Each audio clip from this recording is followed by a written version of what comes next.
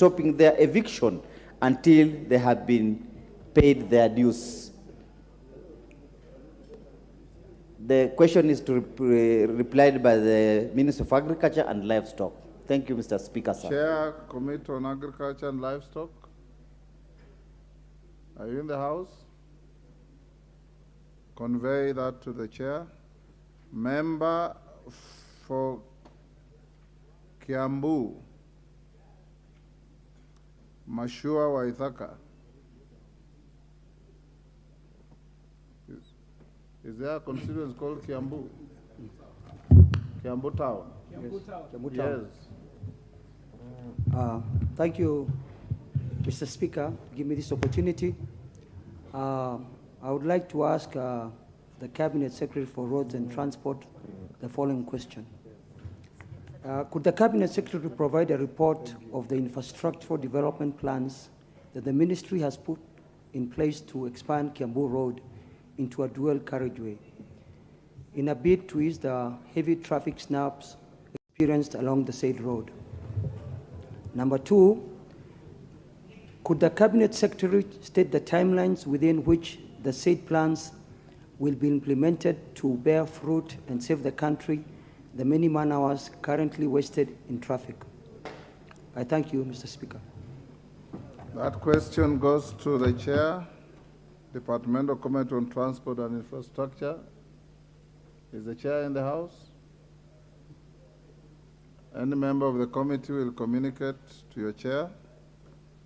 Member for Taraka, George Murugara. Thank you. Thank you very much, Mr. Speaker. Allow me to ask question number 6 of 2023, directed to the Teacher Service Commission. Could the Commission, number 1, explain why the Curriculum Support Officers, popularly known as CSOs, are managed by the Teacher Service Commission in the same manner as teachers, yet they are technical support. They offer technical support. Number 2, state why the said officers are graded at a lower cadre of the secretariat staff in the organogram of TSC Secretariat. Number 3, state the reason why CSOs have never been promoted since the time of engagement and first deployment by the TSC, despite the existence of career progression guidelines of 2019. And number 4, what plans has the Commission instituted to promote, facilitate, and equip CSOs? Thank you, Mr. Speaker. Chair, Committee on Education, or any member thereof, inform your Chair, Ms. Tongay. Member for Mhaya, Mboko Milemba. Thank you, Honorable Speaker. I rise to ask question number 007 of 2023 to the Cabinet Secretary for Education again. Could the Cabinet Secretary state when the contractors who constructed classrooms meant for junior secondary school learners in various schools countrywide will be paid, and whether they will be compensated for the delayed payment? Number 2, what plans has the Ministry put in place to ensure that suppliers of goods and services are paid promptly within the contract period in order to reduce the ever-rising pending bills owed by the government and particularly the Ministry of Education? 3, could the Cabinet Secretary explain why the Ministry is yet to certify certain institutions to host junior secondary school, JSS, to address inadequacy of junior secondary schools and state measures put in place to ensure 100% transition from primary to junior secondary school is achieved? And number 4, what action has the Ministry taken regarding extra charges being levied by junior secondary schools, including but not limited to purchase of new uniforms? Thank you, Honorable Speaker. Chair, Committee on Education. Any member thereof? Education, inform your Chair. Next, member from Mwingi North, Paul Zengu. Thank you, Mr. Speaker. I raise to ask a question number 008 of 2023 to the Cabinet Secretary for Roads and Transport. Could the Cabinet Secretary state when the contractor awarded tender number KAA stroke 0T stroke Sekuru stroke 0119 stroke 2021-2022 for the construction of Sekuru airstrip is expected to be on site for the commencement of the work on the said project? And number two of that question is, what is the expected date of completion of the said project? Thank you, Mr. Speaker. Chair, Departmental Committee on Transport and Infrastructure.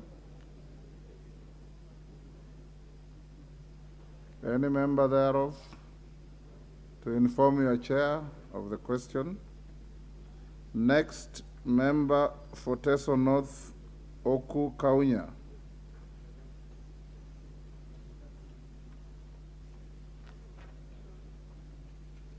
Member for Teso North, Oku Kaunya. Question dropped. We go back to Honorable Mwalio.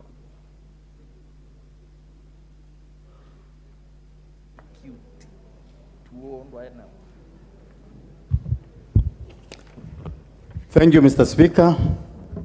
I stand under Standing Order number 33 to request for an adjournment motion, aware of the great public interest and national concern that the lesbian and gay, bisexual, transgender, intersex, and queers, LGBTIQ, has attracted, and noting the impact the matter has on the youth and the vulnerable persons in our society, I hereby request your office to schedule time to discuss the matter on the floor of the House. I wish to seek leave to have the matter considered this afternoon. I thank you, Speaker.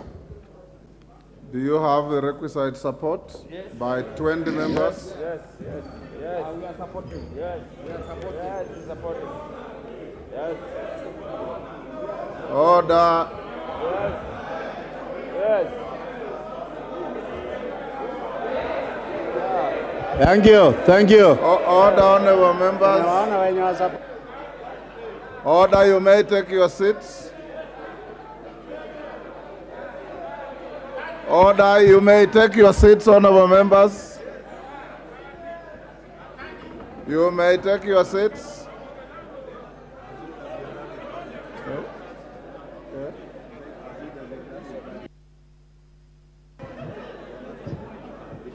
Yes. Order, honorable members. Honorable members, that is order. Order, honorable members.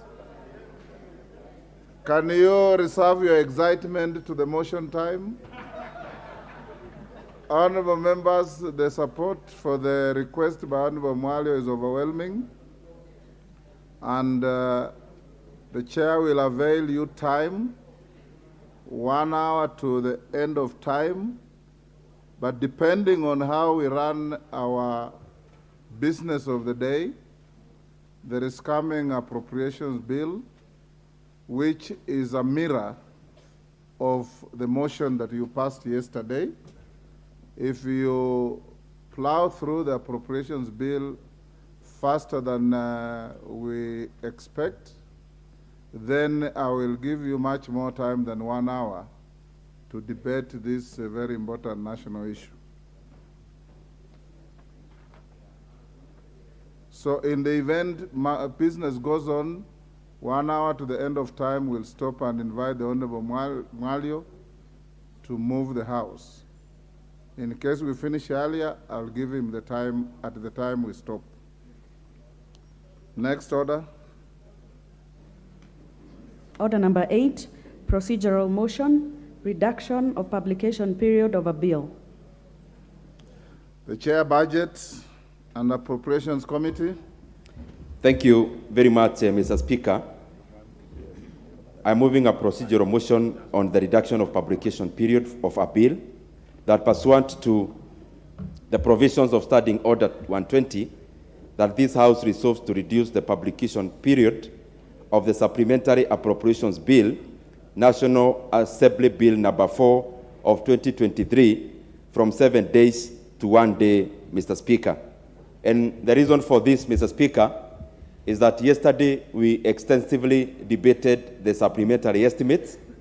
We'll actually also have an opportunity to do that today as we move the appropriations bill. But the reason for reduction, Mr. Speaker, is that the majority of members who belong to various departmental committees have been interacting with the various MDAs that they oversight. And Mr. Speaker, the urgency that has come from these committees is that majority of these MDAs currently are idle.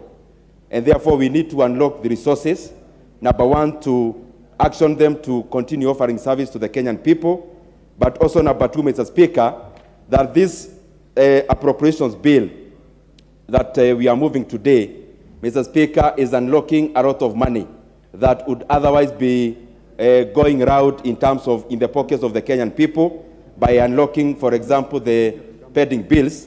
And therefore, Mr. Speaker, I am seeking that this House, that we reduce the publication period from the usual 7 days to 1 day, because members already have interacted with the content of the appropriations bill, and therefore, Mr. Speaker, my prayer.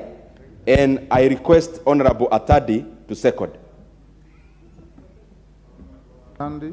Thank you, Honorable Speaker. I second. And Honorable Speaker, let me just add something on top of what the Chair of Budget has said. Chair, Speaker, we have about 3 months to the end of this financial year. And Chair, you realize that we have already started discussing BPS. And we need, first of all, to do away with this, clear this supplementary budget, and then we can now focus on BPS. And secondly, Chair, Speaker, you're aware that the country is facing a lot of problems, especially the drought issues.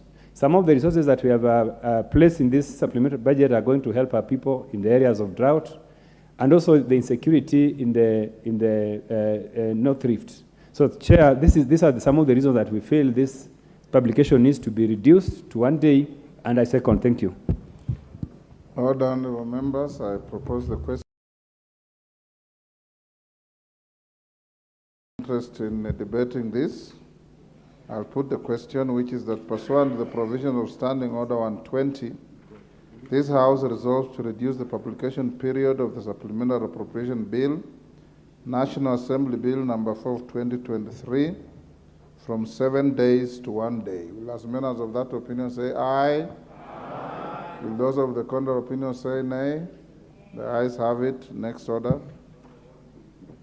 Yes, Honorable Dr. Nyikal, what is out of order? Mr. Speaker, thank you for giving me opportunity. I want to raise a matter which I believe is really important for this House. Mr. Speaker, we have no access from the main Parliament building to the Continental House offices. The route which we used to go through the police now is restricted. Through County Hall, it is restricted. Now members have to go all the way to Professional Center. And it does look to me like the gate across is ready and we go through. So, Mr. Speaker, I think me and I believe other people must be feeling the stress of having to walk all the way back and forth. Thank you, Mr. Speaker. Is the Honorable Patrick Makau in the House?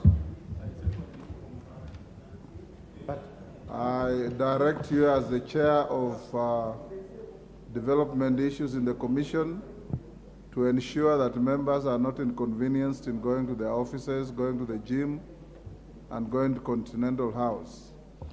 Thank you, Chair. Chair, I'm quite sorry what happened this afternoon. I've just received the same complaint from Honorable Wangwe.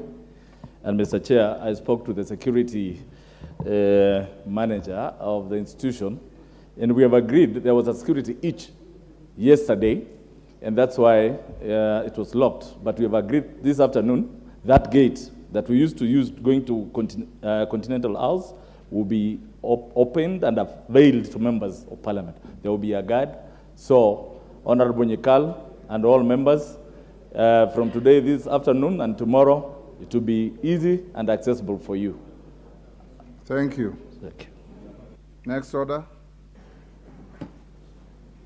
Order number 9, the Supplementary Appropriation Bill, National Assembly Bill number 4 of 2023, first reading. A bill for an act of Parliament to authorize the issue of certain sums of money out of the Consolidated Fund and their application towards the service of the year ending on the 30th June 2023, and to appropriate those sums for certain public services and purposes. Next order. Order number 10, the Supplementary Appropriation Bill, National Assembly Bill number 4 of 2023, second reading. Chairman, Budget and Appropriations Committee. Thank you very much, Mr. Speaker. And I rise to move the Supplementary Appropriations Bill, National Assembly Bill number 4 of 2023. Mr. Speaker, first of all, I want to thank the members for the very robust engagement that we had yesterday in considering the estimates. And because, Mr. Speaker, even prior to having an opportunity to serve in the Budget and Appropriations Committee, possibly I could also not understand a lot of what happens in terms of processes. And some members could be wondering, then what is it that we passed yesterday and what are we doing today? Mr. Speaker, what we passed yesterday are the estimates, and for that to become now law, Mr. Speaker, we need to put it in a bill, which, as you said earlier, Mr. Speaker, it is just the reflection of the issues that we were discussing yesterday. There are no changes other than semantics, but we need now to actualize that by putting it into an appropriations bill, and that is the bill that we are, Mr. Speaker, dealing with today. Mr. Speaker, I'll just say a few things because we had an opportunity to say much more yesterday, so that even the time that could be there, other members who never got an opportunity yesterday can get an opportunity to say something about the supplementary estimates and supplementary appropriations bill today. Number one, Mr. Speaker, is that in this administration, and even as we craft the budget, as the house that makes the budget, we are focusing more on production. Mr. Speaker, for us to be able to solve the myriad of problems that our economy is going through, Mr. Speaker, our focus must be on production. And the way we are looking at production as the Budget and Appropriations Committee, and Mr. Speaker, even what we have been able to table in this House, and what we are currently debating today, our focus has primarily been on production. And Mr. Speaker, on production, on the onset, we are focusing on the primary production, and the primary production is that what deals with raw materials and production of things that are raw in nature. And Mr. Speaker, that is why we have given a lot of resources and a lot of weight in production based in agriculture. And Mr. Speaker, I would request that members improve upon this issue in a robust manner. When we talk about agriculture, sometimes we confuse agriculture with farming. Mr. Speaker, in the agricultural value chain, farming accounts for just around 20 to 25%. The activities that farmers do in their farms, sometimes we confuse that to agriculture. That is just one segment within the value chain of agriculture, which is purely farming. And Mr. Speaker, there are other processes within the value chain of agriculture. Warehousing is part of agriculture. Transportation is part of agriculture. Breeding and blending is part of agriculture.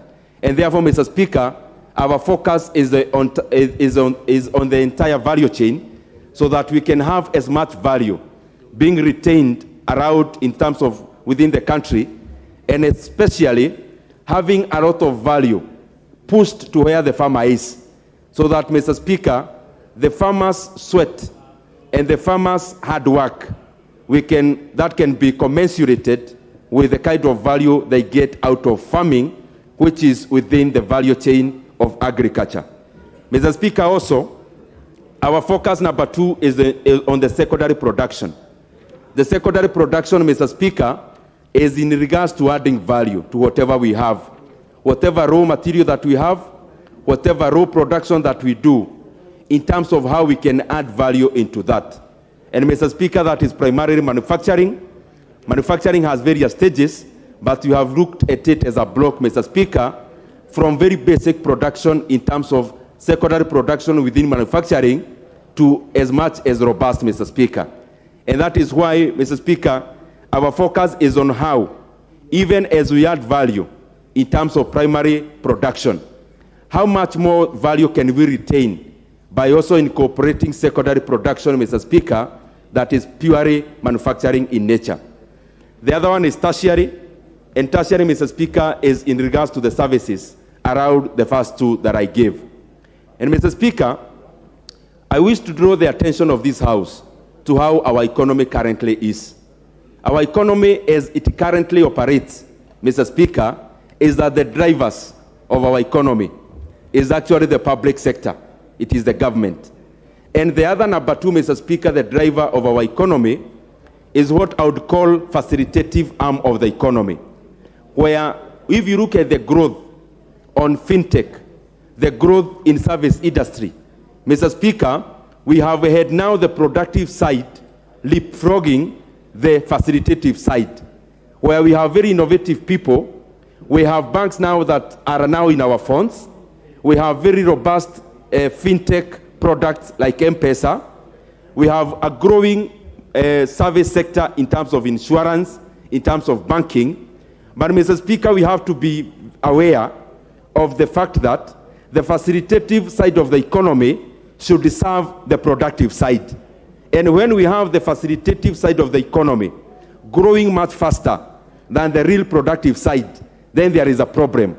Because, Mr. Speaker, when I send money from my phone to the other person, there is no value I create.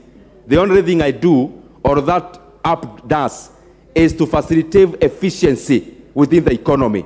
And therefore, we need to also focus on the real production. And that production is what we have focused on in terms of agriculture, in terms of manufacturing, so that the facilitative side can grow in tandem with the real productive side of the economy. And what we have done, Mr. Speaker, in regards to that, is that we have also looked at the enablers. As we talk about production, as we talk about adding value to our gross production, what are the enablers? And that is the reason why, Mr. Speaker, we were able to salvage 10 billion Kenya shillings from whatever area we could save to push that money into roads so that we can have the economy running smoothly. Because the essence of roads, Mr. Speaker, is not just for social travel. The essence of road and other infrastructure is that the economy runs on them. And, Mr. Speaker, that is why we put money onto the roads. Because whatever we carry from our farms, whatever we carry from our industries, majority of it, Mr. Speaker, passes through our roads.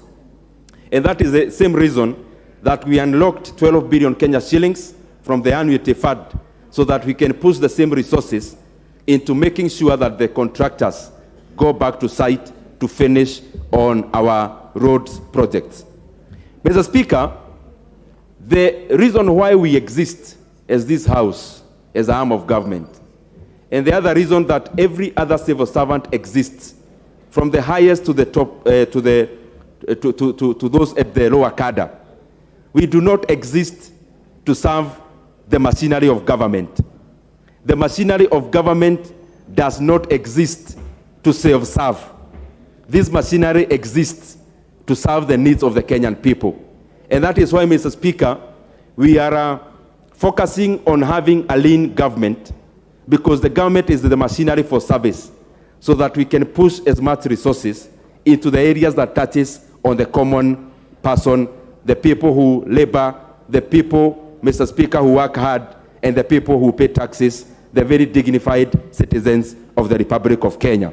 And in that regard, Mr. Speaker, we have looked at specific areas and targets, and I want to enumerate some of them that are already in the appropriations bill, Mr. Speaker, that we are passing today.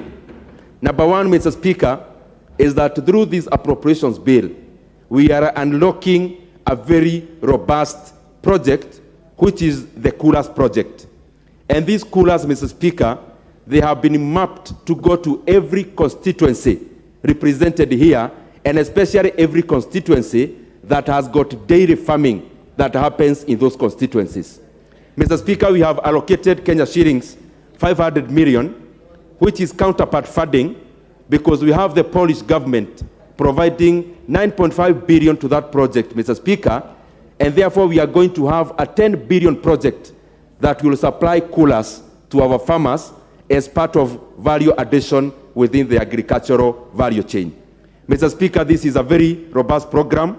The government of Kenya, through this appropriations bill, is only contributing 5% counterpart funding, which is already provided. Number two, some of the areas that I wish to mention among the many. Mr. Speaker, through food security, it is a shame that our economy is agrarian in nature. If you ask any child in any business class, even in class 1, our economy is deemed to be an economy that rides on agriculture. Mr. Speaker, it is an oxymoron and a paradox that an economy that is based on agriculture has challenges in feeding its people. And Mr. Speaker, this cuts across many economies across. Majority of the economies that are premised on agriculture has problems feeding their people. And actually the economies that focuses on other productions other than agriculture, their people have problems of overfeeding. Mr. Speaker, that is a paradox. And to reverse that paradox, Mr. Speaker, we have pushed resources into specific areas within food production. Number one, there is a project that had been abandoned in Tana River, Mr. Speaker, undertaken by TARDA. Mr. Speaker, we have allocated 500 million Kenya shillings that will go into production of rice, because there is no way we can perpetuate importation of rice when we have capacity to unlock the projects that we already have in that regard. Mr. Speaker, through this appropriations bill also, we have unlocked another very serious project, which is called Burawan. This is also an abandoned project, which we have pushed 300 million Kenya shillings to be able to activate that project, Mr. Speaker, to spur up rice production in our country. That rice production, Mr. Speaker, will also be happening in Tana River. And I want to confirm to this House that within our country, some of the areas that we see as far-flung, Mr. Speaker, they could be the saviors of our country, just like what Los Angeles did to the US. Mr. Speaker, some of these areas are productive. They only need some simple mechanization for them to add into the basket, and especially the basket of food. Mr. Speaker, I also wish to mention one other project that the President of Kenya, His Excellency William Samoei Ruto, promised to the people of Kisumu and Homa Bay. Mr. Speaker, there are always challenges when the very dignified citizens of Kenya move from the mainland into the islands, Mr. Speaker, within Lake Victoria. They have challenges with very unsafe boats. Mr. Speaker, the President promised that the people of that area will have a ferry to be able to facilitate them, Mr. Speaker, to move from the mainland into the islands. And Mr. Speaker, I can confirm to this House that through this appropriations bill, we have allocated Kenya shillings 300 million for the purchase of ferries, Mr. Speaker, to be able to facilitate trade and movement within Homa Bay and Kisumu counties through Lake Victoria. Mr. Speaker, through the same visit that the President had, he got, Mr. Speaker, opinions from the leaders who are actually in this House. And I want to confirm that we have put in the initial budget to be able to build Homa Bay Kapude airstrip, Mr. Speaker. And that will also be starting very soon, because that money is already in the appropriations bill. And I can say, Dr. Nyikal, is resonating with what I'm enumerating.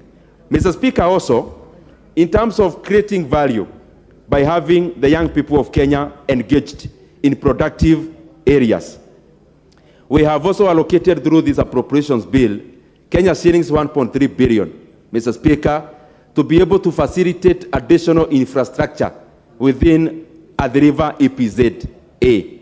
Mr. Speaker, we already have many investors lined up who are willing to invest in garment and apparel sector.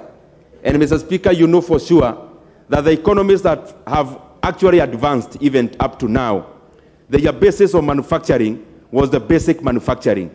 And basic manufacturing, Mr. Speaker, cuts across apparels, garments, and areas around clothing.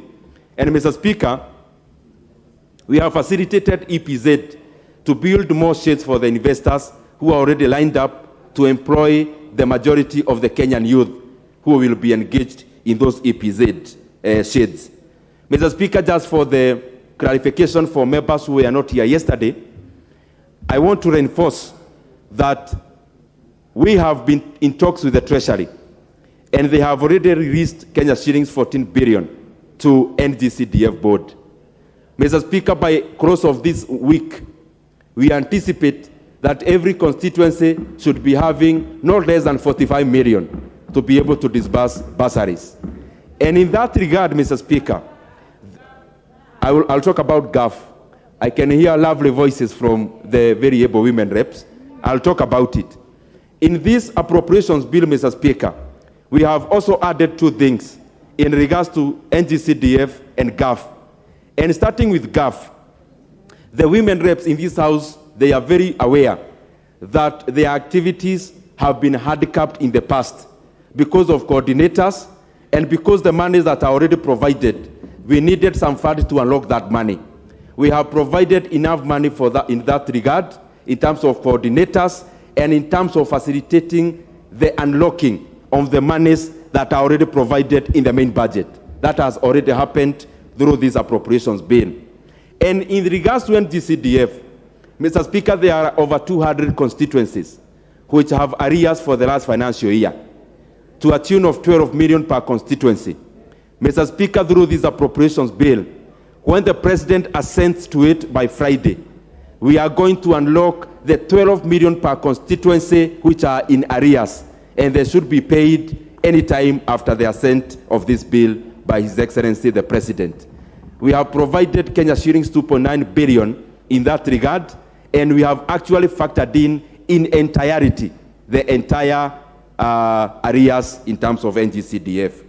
Mr. Speaker, as I come to the finish, the other very important matters that we have done, I talked about the teachers yesterday. We have passed Article 223 expenditure in regards to the teachers' recruitment, which is ongoing in terms of JSS, junior secondary schools. And we have also allocated, Mr. Speaker, through this appropriations bill, an additional 9 billion Kenya shillings for capitation for JSS.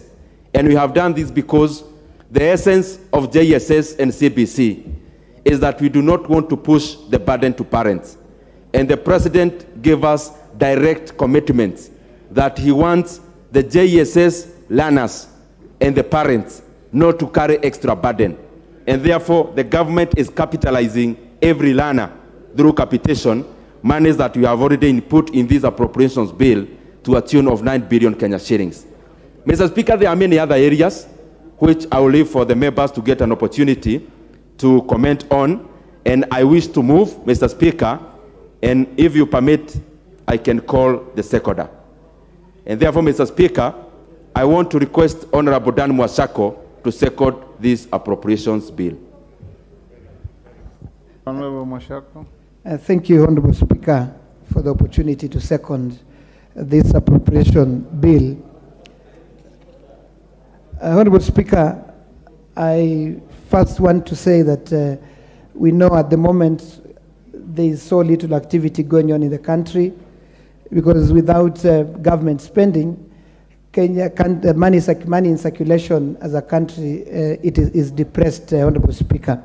And therefore, Speaker, I am glad that this afternoon we have an opportunity to debate and even conclude on this supplementary bill that will unlock funding to government projects, that will unlock funding to the MDAs, so that government can implement projects that in the same as the implement project, Honorable Speaker, will have an opportunity to have money in circulation, Honorable Speaker.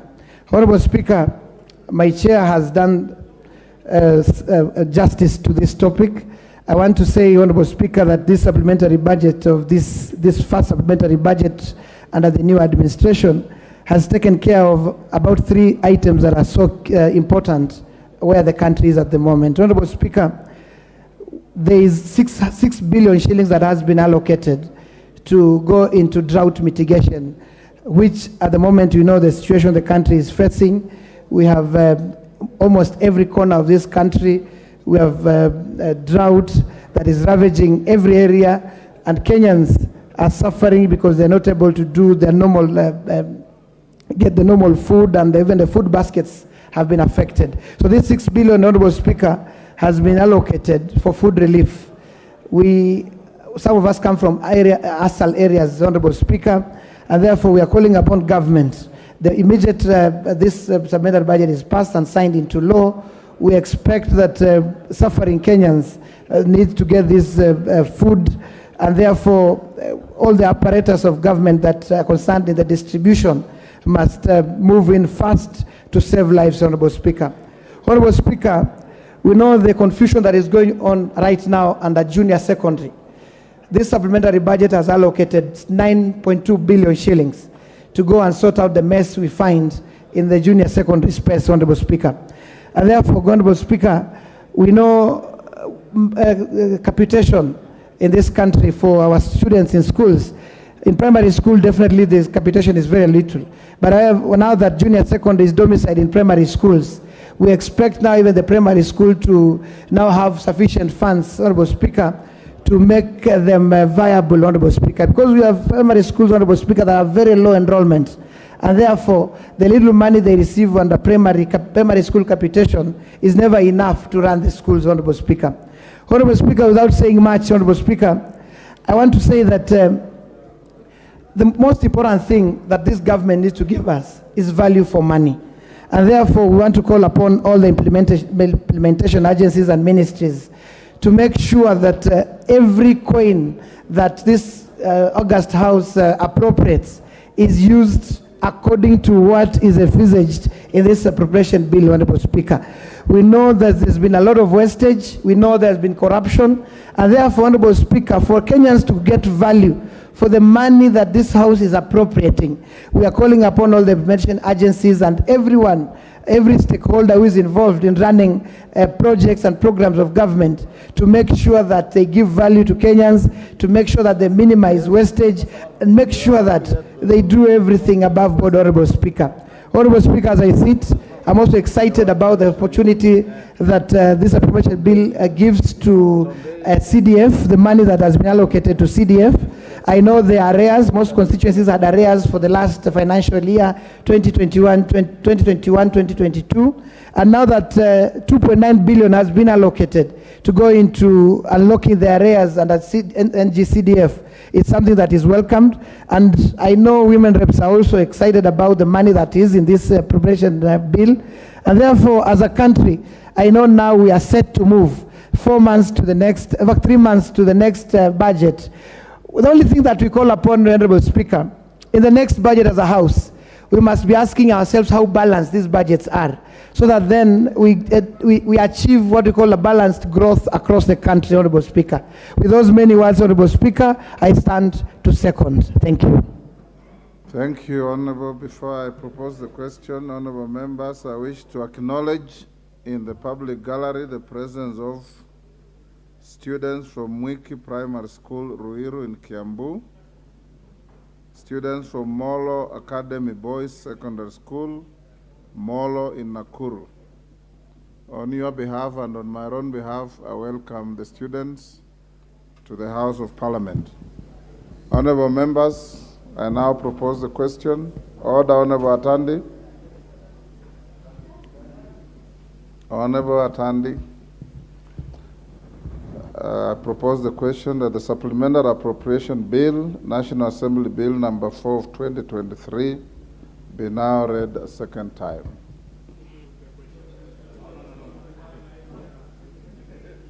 Do you want to debate or to put the question? I've noted the mood. Let me hear your leaders, then I put the question. One day. Mr. Speaker, I agree with you that the mood of the House is fairly clear. But that notwithstanding, let me just add one or two words to this debate. Mr. Speaker, this bill is obviously a matter of, if you ask me, a formality. That for you to give effect to the supplementary estimates, you must actually pass this bill. Otherwise, the approval of the estimates becomes something done in vain. And therefore, I will support it. But Mr. Speaker, there is something we need to take more seriously. Because I listened keenly to the chairman talk about value addition and manufacturing and supportive sectors and so on and so forth. And I agree with him. But we must, as a matter of priority going forward, even as we pass this bill, relook at the issue of the cost of energy in this country. Because unless we address the issue of the cost of energy, we shall never make any progress in terms of developing our manufacturing sector. As we speak, it is almost common knowledge that the energy sector has been captured by cartels. Cartels that are little, Mr. Speaker. Little. And these cartels have been able to transit from one regime to another, to another, and to another. I would be surprised that as we speak, they have already captured this new regime. I wouldn't be surprised. I'm not saying I've got evidence, but I wouldn't be surprised. These cartels are dangerous creatures. And therefore, as a House, we must gather the courage to deal with them once and for all, if only to rein in the spiraling cost of energy. There is no way we are ever going to be competitive as a country vis-a-vis other countries. You remember the other day, in fact yesterday, there was a demonstration, massive demonstration, by Kenyan traders. And they are right. Those Kenyan traders were right to demonstrate. But we must go to the root cause of their demonstration. Their demonstration is not just about Chinese. It is because of the fact that even if they are to sell the goods they have brought from China, there is no way they are going to make money if the cost of energy remains the way it is. In a sense, energy determines everything else. The cost of energy determines everything else in the economy. And therefore, even as to condemn the Chinese, also let's look inwards. Yes, let's look inwards and see where we have contributed to this mess. And I'm happy Honorable Decay is agreeing with me, the chairman of Energy Emeritus. Yes, Leslie, I am aware that there are managers and players and people in the energy sagas who are doing what we would call the internal trading. They are doing business irregularly with their entities. And very soon I'll be tabling reports here, damning reports. No, these days I'm happy, Mr. Speaker, that my office has been fully capacitated, is fully enabled to undertake very serious exercises, including forensic audits, Mr. Speaker. Very soon I'll be tabling damning reports here on how people who are in charge of these energy sagas are doing business regularly with those very sagas. They are basically part of the cartels I'm talking about. Therefore, Mr. Speaker, we must also actually understand that those Chinese companies, like the one you're talking about on Decay Road, they're just the faces. The real owners, you know, are Kenyans. The real owners are Kenyans, and some of them are even here in this house.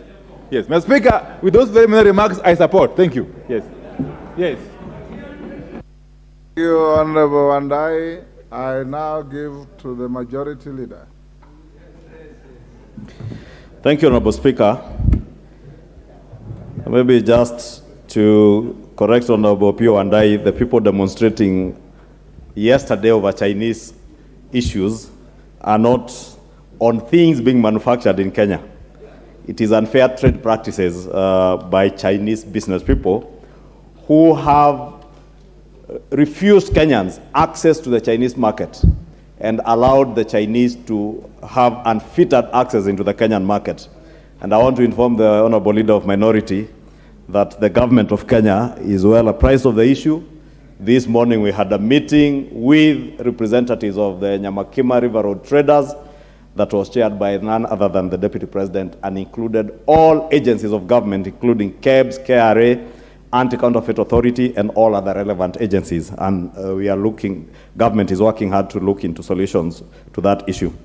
Honorable Speaker, we did pass the Budget and Appropriations report yesterday, which is now what has enabled us to prepare this appropriations bill. And there isn't much that we can say other than what we said yesterday in terms of the budget making process and approval of this appropriations bill. Upon passage of this bill, Honorable Speaker, we shall be able now to access the monies as when His Excellency the President assents to the bill to become the Appropriations Act of Supplementary 1. And governments, agencies and departments and ministries will now be able to access funds to be able to spur the economic growth that we were speaking about yesterday. But significantly, Honorable Speaker, yesterday as we passed the report, there was also reports of the cabinet meeting of yesterday morning. And I have seen a number of media houses misreport a resolution by cabinet.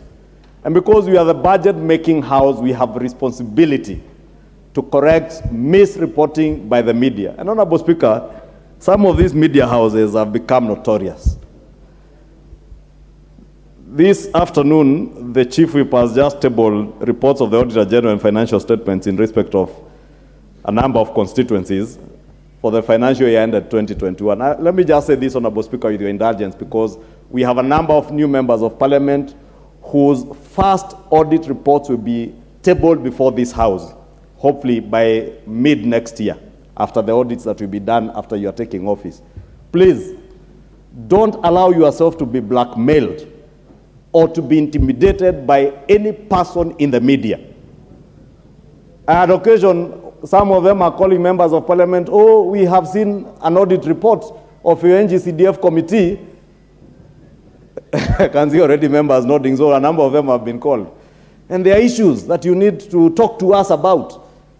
Members of Parliament are not accounting officers of NGCDF, and they have no business. If there are issues to do with the audit of NGCDF, those are issues to be dealt with by the accounting officers that are the fund account managers in your respective constituencies. Therefore, don't allow some of these cheap media houses to blackmail you for small bribes so that they don't. Tell them, like I told the one who was approaching some members, I told them, go put it on your headline in your funny newspaper that you don't even sell, you distribute for free. Anyway, Honorable Speaker, I was on the media because the same media house today is misreporting the resolution by cabinet of coming up with a debt anchor and misreporting that the government of Kenya now is raising the debt ceiling. And far from it, I don't know whether it's because the writer does not understand that the debt anchor simply relates to a debt to GDP ratio that defines the optimal or desirable debt carrying capacity of an economy. And it's that simple. And we are saying our debt carrying capacity, our optimal or desired debt carrying capacity, will now be anchored at 55% of GDP in net present value terms. Maybe it's too much economics for some of these writers and journalists, but I would encourage them. And allow me, Mr. Speaker, to mention the People newspaper, because it is the People newspaper I am talking about. They either MediaMax, the same media house that has the famed Kamehameha FM, that the other day was fighting our lady members of parliament, telling them that they are wearing vitenges. Honorable Wandai, what is the problem? He wants to defend. The Speaker, I just need your guidance on this. No, Chunga is my friend. But then, under the standing orders, we are not supposed to impute improper motive on persons who cannot have the chance to defend themselves for this house without following the normal process. And newspapers, media houses are legal persons, the Speaker. And therefore, would I be in order to ask that you ask the Honorable Leader of Majority to approach this matter in the correct manner by following the standing orders as clearly indicated there. Thanks. Thank you, Honorable Speaker. I understand the Leader of Minority has to defend the ownership of that particular media house and the persons who own it by virtue of the owners being the chairman or outgoing chairman of the Azimio Council of Elders or something like that.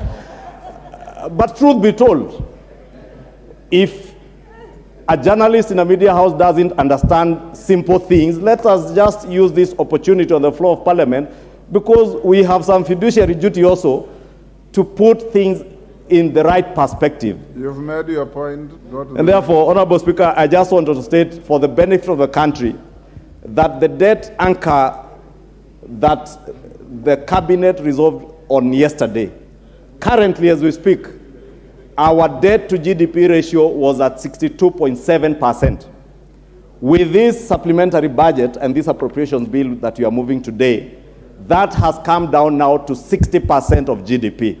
And we are saying our desired and optimal debt to GDP level, we want to anchor it at 55%, so that whenever, as our economy grows, whenever you go above the 55% threshold, then something signals that things are not going all right, and we have to do something even as a house.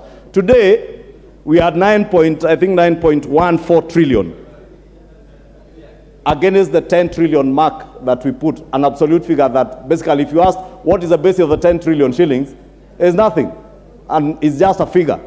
Therefore, it's good for all Kenyans, including those who write and commentate on economic matters, to at least have the courtesy and decency to engage with those who are in the know. And if they can't engage with the National Treasury, I'm sure there are also think houses, economic think houses in this house that they can engage with that would guide them to understand these things, other than misreport things that are misleading to Kenyans. Therefore, Honorable Speaker, allow me to support the passage of this appropriations bill and ask, like we did yesterday, Honorable Speaker, that upon the assent of this bill, that committees of this House, because we have now all been inducted into our work, especially the oversight committees, that we shall take up our work to oversight the implementation of this budget, to ensure that whatever we pass in this House is implemented by government in line with what was intended at the time we did this budget. Because it will not be enough to just say that we are the budget-making House, pass budgets, and leave it then to government ministries and departments to implement as they wish, without meaningful and useful oversight over the ministries. Lastly, Honorable Speaker, we did pass the report yesterday, and that report has certain recommendations. And as I did yesterday, I once again want to challenge our committees. Please go through that report. All the issues, including those issues on Article 223, please let us see our public accounts, public investments, and our departmental committees pick up all the issues that the Budget and Appropriations Committee has been very kind and courteous to guide us on with the recommendations that they have in that report. With those many remarks, Honorable Speaker, I beg to support. Thank you. I promised you that I'll give to your leaders, then put the question. Honorable members, I now put the question that the Supplementary Appropriation Bill, National Assembly Bill number 4 of 2023, be now read the second time. As many as of that opinion say aye. Aye. Will those of the contrary opinion say nay? The ayes have it. Next order. a bill for an act of parliament to authorize the issue of certain sums of money out of the consolidated fund and their application towards the service of the year ending on the 30th June 2023, and to appropriate those sums for certain public services and purposes. Order number.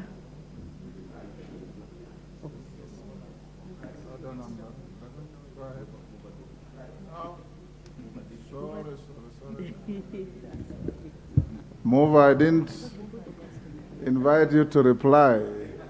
I rescind the question. I think you should blame it on Honorable Bukose, who is constantly calling on the Speaker to put the question. Mover, reply briefly. Thank you very much, Mr. Speaker, for that opportunity. Yes. And I implore upon Honorable Dr. Bukose to desist from confusing the Honorable Chair. Honorable Mr. Speaker, as I reply, I just wish to mention one thing that was mentioned by Honorable Opio Wadai, who is a very objective member of Parliament and doing his work in terms of oversight on the cost of electricity and power in this country. There are many considerations that we have to make as a country, as an economy, because the major part of the cost of power and the cost of energy is actually based on demand. When we increase our capacity to absorb extra capacity, currently we have installed capacity of around 3,000 megawatts. Mr. Speaker, for an economy to be able to access cheap power, we, number one, have to make mechanisms of increasing demand for power itself. And the reason I'm saying that, Mr. Speaker, is that when you produce less capacity, then in terms of per capita and in terms of per unit, then the cost goes high. If you compare our installed capacity of 3,000 megawatts with that, for example, of South Africa, South Africa has around 64 gigawatts of installed power. When you go to South Korea, it is around 120 gigawatts installed capacity. And therefore, the work we are doing is to increase the demand side of power. Because when you increase the demand side, then the power you produce in bulk has got areas that can be absorbed in. And therefore, unit cost of power then consequently goes down. And I'm sure we are already aligning in regards to that. Mr. Speaker, also, in terms of debt, I also want to add the voice onto that, because yesterday our cabinet set and they made proposals in regards to the debt benchmark. Every country, instead of setting an aggregate figure in terms of the debt ceiling, you know, economy is a moving target. Our GDP keeps on rising. Our production keeps on rising. When you anchor debt in terms of an aggregate figure, then you are not giving credence to the fact that economy is a moving target. Therefore, most of the advanced economies, what they do for fiscal prudence is to put a benchmark that also moves in the tandem of the movement of the economy. And therefore, instead of the aggregate figure, then having a debt to GDP ratio is more preferable, because even the economy changes. And therefore, our debt or the cabinet never approved anything around taking the debt appetite up. It is actually in terms of reducing. We have already demonstrated that we have reduced our deficit currently. We have demonstrated further that through this supplementary budget, we have actually reduced our deficit, fiscal deficit, to 5.7, when actually even IMF have recommended 6.2 and 5.8. But as a responsible government, we have actually reduced that through this appropriations bill to 5.7% of our GDP. With those many remarks, Mr. Speaker, I reply. Now I can appropriately put the question. That the supplemental appropriation bill National Assembly Bill number 4 of 2023 be now read the second time. As members of that opinion say aye. Aye. Will those of the contrary opinion say nay? The ayes have it. A bill for an act of parliament to authorize the issue of certain sums of money out of the consolidated fund and their application towards the service of the year ending on the 30th June 2023, and to appropriate those sums for certain public services and purposes.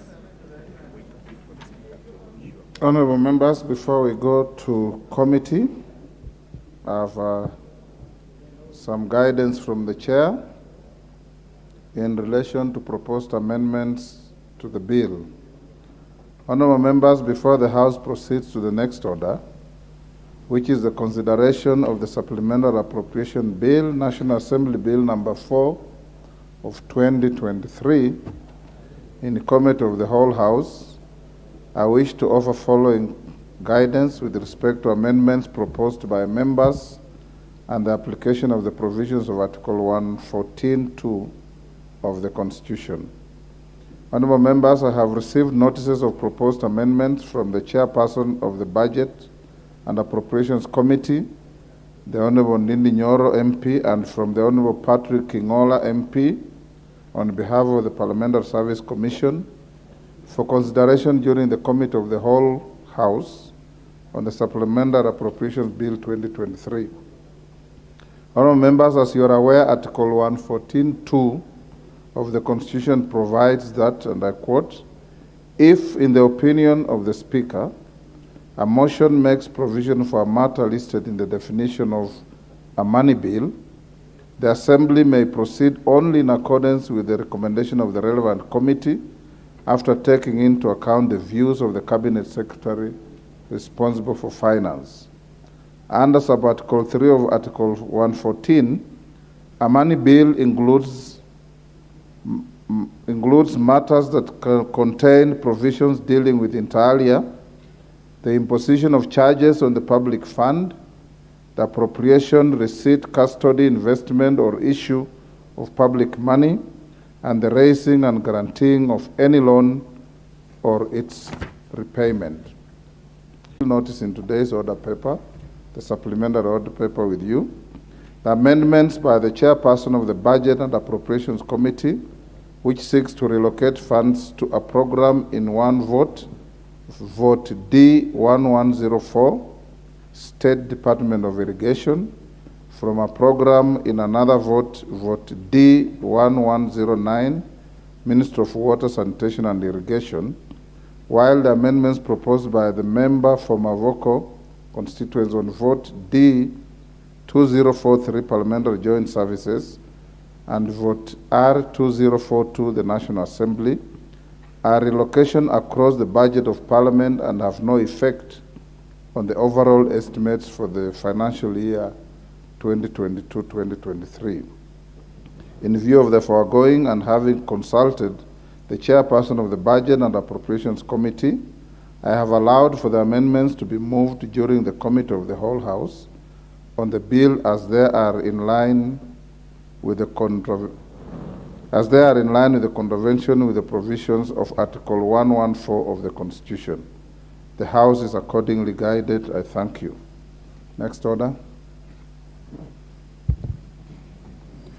Order number 11, Committee of the Whole House. Order, honorable members. Order be upstanding, honorable members.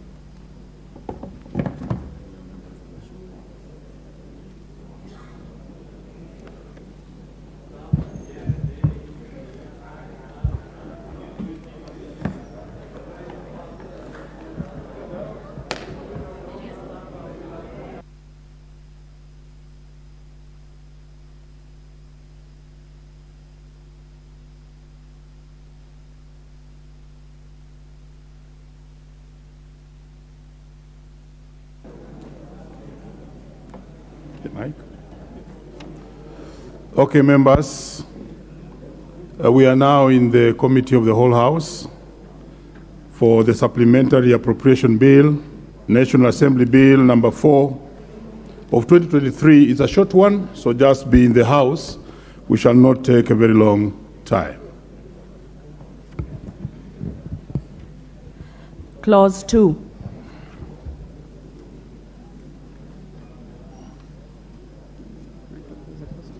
Very well. I propose the question that clause 2 be part of the bill. No, there is an amendment, Chair. Thank you very much.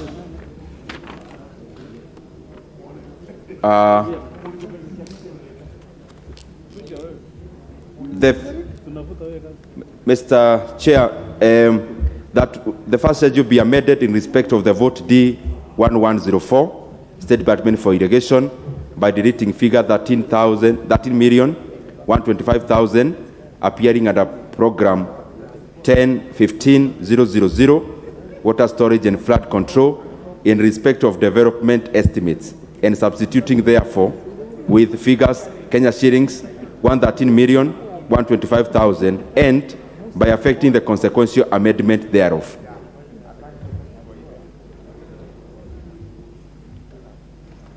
Do I continue with the next? Come on.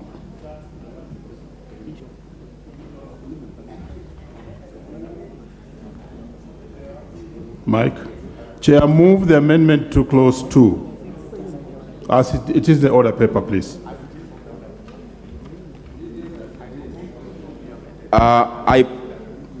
I propose clause 2 be amended as appearing on the order paper. Chair, can you please explain to the members briefly? Chair, what we are doing actually in all the amendments emanating from the chair of the Budget and Appropriations Committee, after the executive order by the President, some of these votes have been misplaced in the wrong places. So all we did was cleaning up in terms of having the vote being domiciled in the place that it was intended, and especially by taking care of the executive order number 1 that aligned all government departments. Very well. I propose the question that clause 2 be amended as proposed. Very well. On Oundo. Chair, I hope the Chair of Budget and Appropriation Committee is listening. Chair, can you proceed? On Oundo is listening. Chair, and is a very keen person. The Chair is not being very clear.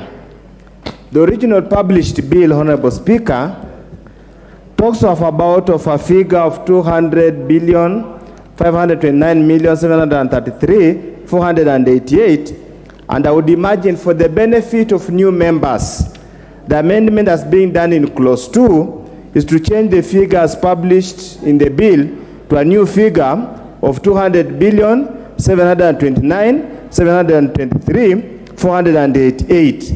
And probably the question need to ask, what has informed the change and where has the extra amount come from, so that for the benefit of the new members can know. Because it's talking of a totally different thing about reclassification, which is not the import of the amendment he has moved on clause 2. Thank you, Chair. Chair.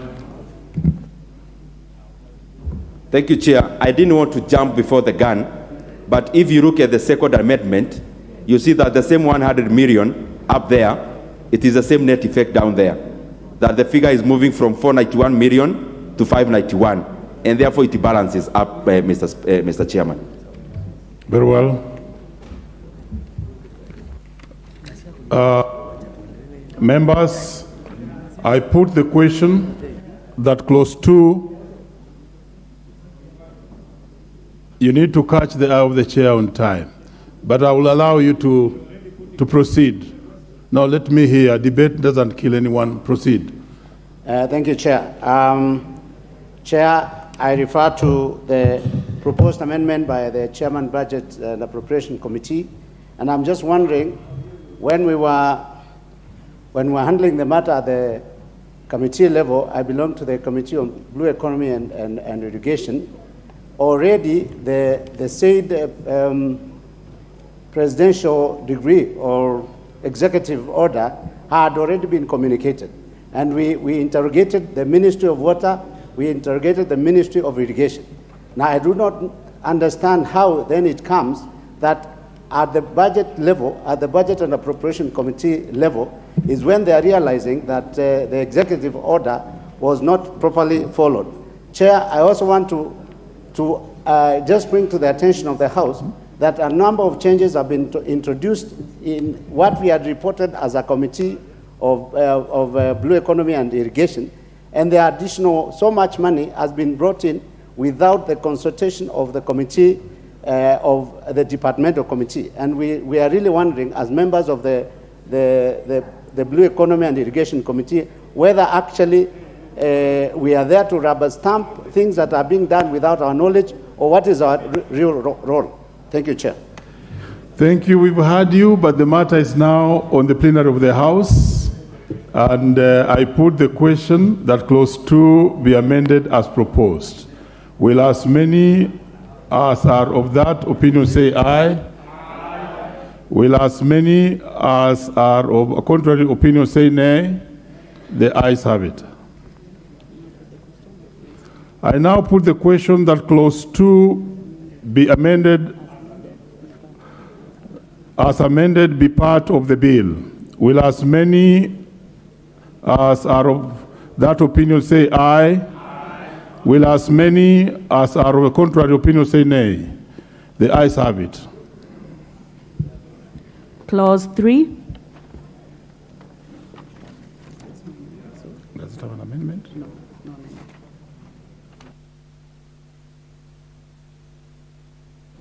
I propose the question that clause 3 be part of the bill. There's no amendment to it, so therefore I proceed. I now put the question that clause 3 be part of the bill. Will as many as are of that opinion say aye? Aye. Will as many as are of a contrary position say nay? The ayes have it. Clause 4. Clause 4 does not have an amendment. I propose the question that clause 4 be part of the bill. I now put the question that clause 4 be part of the bill. Will as many as of that opinion say aye? Aye. Will as many as of the contrary opinion say nay? The ayes have it. Clause 5.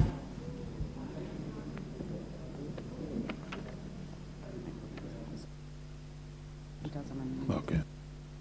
I propose the question that clause 5 be part of the bill. There's an amendment, Chair Budget. We are on clause 5. And give the Chair appropriate time. He has some business. Thank you.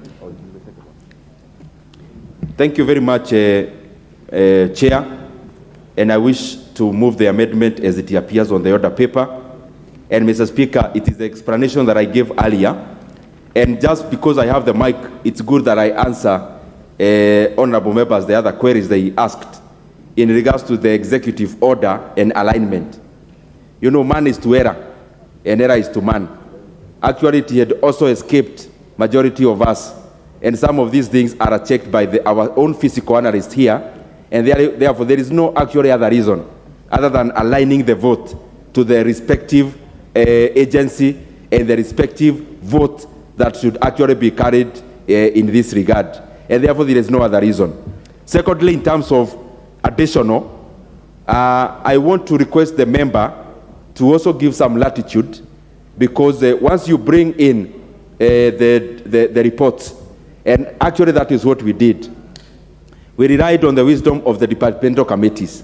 And everywhere you actually amended up to zero sum. We never interfered with all those amendments. However, when we do savings from this area or the other, and especially given the priority projects, then we had no recourse other than to allocate monies into those areas. And as you know, drought mitigation is touching on supplies of food, it is touching on water, it is touching on irrigation. And that is why you see most of the amendments are in that regard. There is no other reason, Honorable Member, and it's an open book. Very well. I propose the question that clause 5 be amended as proposed. Leader. Chair, maybe just for the Honorable Nzengu and members of the Blue Economy and Irrigation Committee, because it's a matter that has already been raised by the leadership of the committee, and maybe just for their comfort, because we were just inducted into committees the other day, and I don't think the chair, budget, and the budget committee has had an opportunity to do what we have done in previous parliaments, to have a session with all chairs of committees under the auspices of the liaison committee. But Honorable Nzengu has a point, just to reassure him, because we have discussed that issue with the chair of the committee, to just allow for now that latitude with the Budget and Appropriations Committee. But in future, it is indeed true what the committee is raising, that matters touching on budget ought to be processed through the relevant departmental committees, so that we don't get things being parachuted into the budget without being interrogated by the committees that oversight those particular departments. And I think the Honorable Nzengu, being a good, not good old man, but a seasoned legislator, and a very seasoned member of that committee, will indulge the budget committee for this time round. Next time, we will ensure that things are done as they should. Very well. Members, I now put the question that clause 5 be amended as proposed. Will as many as are of that opinion say aye? Aye. Will as many as of a contrary opinion say nay? The ayes have it. I now put the question that clause 5 be amended, as amended, be part of the bill. Will as many as are of that opinion say aye? Aye. Will as many as are of a contrary opinion say nay? The ayes have it. The schedules. First schedule.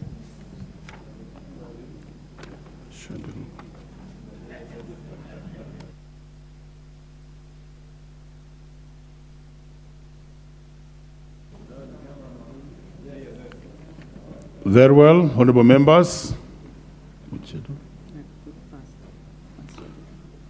I propose the question that the first schedule be the schedule of the bill. Chair, you have got an amendment on this. The first schedule. Thank you very much, Chair. And it appears on the order paper. I'm sure members can peruse, and I wish to make that amendment, to table that amendment as proposed in the order paper.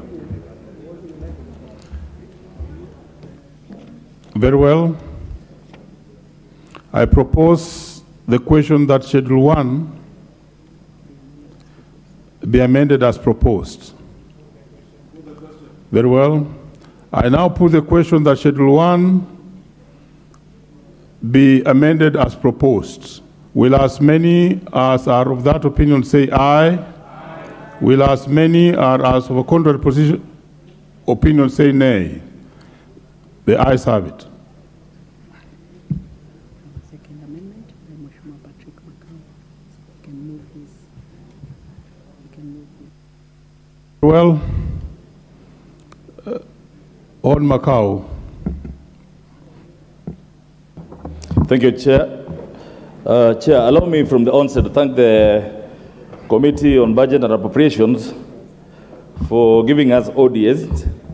And we are amending the first schedule 1 by deleting the expression Kenya shilling 300 million appearing at a program 07223,000 that is general administration, planning, and support services, in respect of development estimates, and substituting, therefore, with the expression Kenya shillings 400 million, and 2, by effecting the consequential amendments in the bill thereof.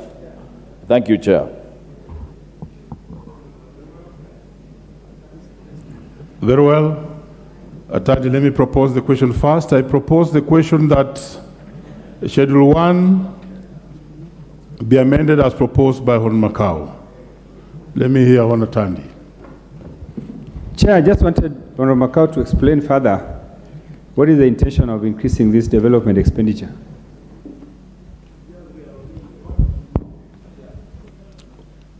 Hon Macau, that is straight to you. Thank you, Chair. Chair, from the onset, I said that I want to thank the Committee of Budget and Appropriations.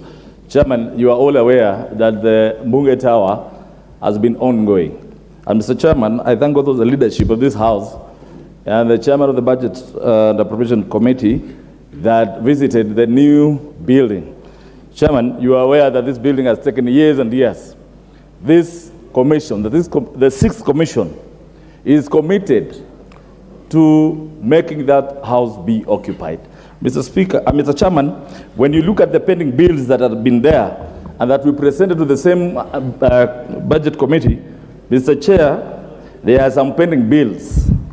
And Mr. Chairman, we are glad that the same committee granted us 300 million. And now we are further seeking for 100 million that we have indicated as 100 million will come from the vote 2042. So, Mr. Chairman, as the Speaker had communicated that we are not in contravention of the same. So, Mr. Chairman, that's why we felt we should put this amendment so that we have more money. Mr. Chairman, you realize some of our members don't have offices. And by adding this money and paying the pending bills for the various contractors, we will be able to make that Bunge Tower occupiable, Mr. Chairman.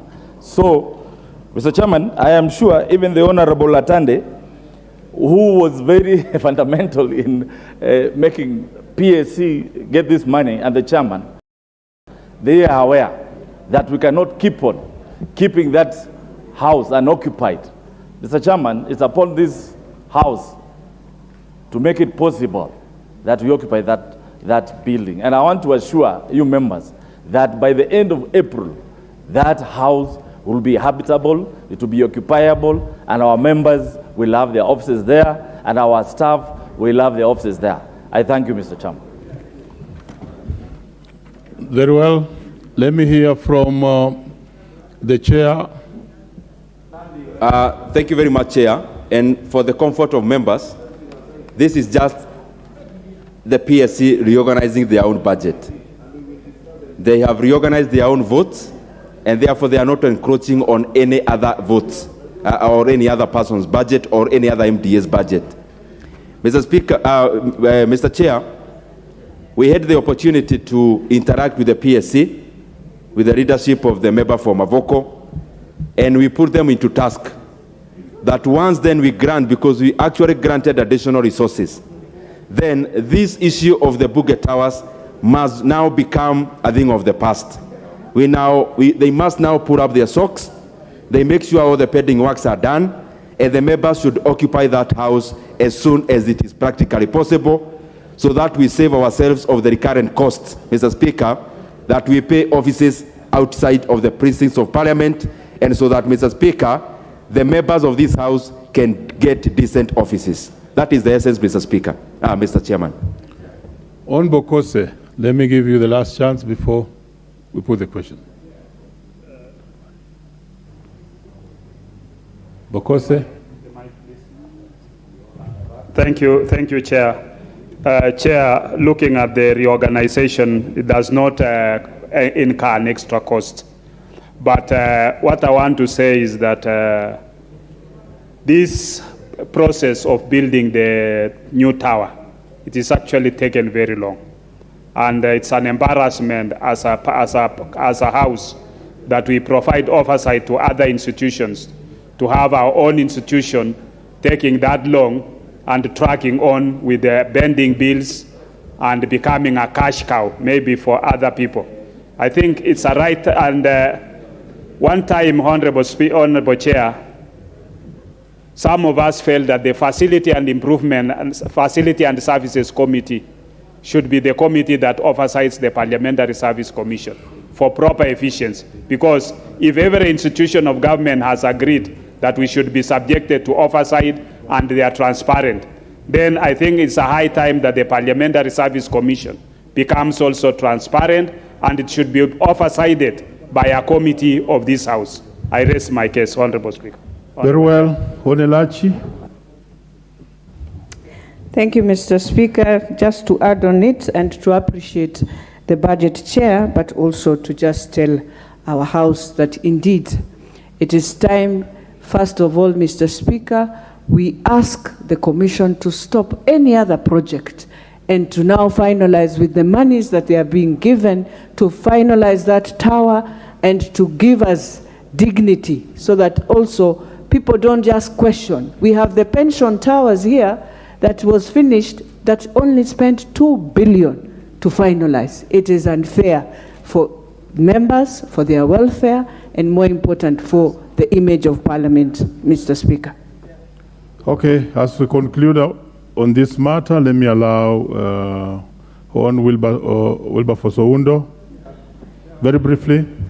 Chair, I totally agree they need to finalize the building, the tower, but I hope in the fullness of time, Parliament or Parliamentary Service Commission will review all the leases and all the expenditures on rent so that we don't continue losing money that we could have used for more fundamental functions or mandate of the National Assembly. But tellingly, Honorable Speaker, and I think this is a matter that Parliamentary Service Commission needs to pick up, and the chair can also pick up, there has been continued complaint that the building belonging to National Chamber of Industry and Commerce was appropriated, so to speak, by the National Assembly or Parliament.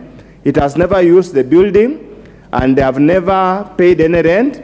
Are we facing a situation we are going to have an extremely high case of pending bill? I think that's a matter that needs to be addressed in fullness of time, so that as we reorganize the sitting arrangement and the space for the Parliament, we put this matter to rest, that we are not confronted with another huge pending bill in the next budget. Thank you, Chair. Lastly, attorney, right of reply. Let me hear from you. Thank you, Chair. Chair, Honorable Pukosi has spoken for me. But what I wanted to say, Chair, is that members need beautiful offices in which they need to operate and serve Kenyans. But, Chair, we need to question PSC. That one, they are running so many programs. They start new programs before they finish the ones that are already ongoing.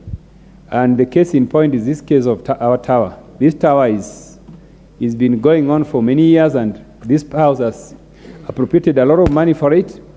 And we don't want PSC members to come before the house and ask for money, and there's no accountability. Therefore, I want to say that as I support that amendment, I want to urge PSC that they must account for the resources that we have given them, and especially to Budget Committee and also to this House. And also, Chair, this is also the opportunity that members have to interrogate PSC. So even if they want money, we need to ask them what they have done with the previous monies. In the Budget Committee, we had very many questions which were not answered, Chair. So even as we approve and I support, we need clear answers on some of the resources they have. We don't want PSC that is only traveling and spending per diems and not giving this House answers on programs. Thank you. Thank you, Chair. I support. Very well. I put the question that Schedule 1 be amended as proposed by Hon Macau. Will as many as are of that opinion say aye? Aye. Will as many as are of a contrary opinion say nay? The ayes have it. I now put the question that Schedule 1 be amended, as amended, be part of the bill. Will as many as are of that opinion say aye? Aye. Will as many as are of a contrary opinion say nay? The ayes have it. Second schedule. Second schedule. I propose the question that the second schedule be part of the bill. Mover? Chairman?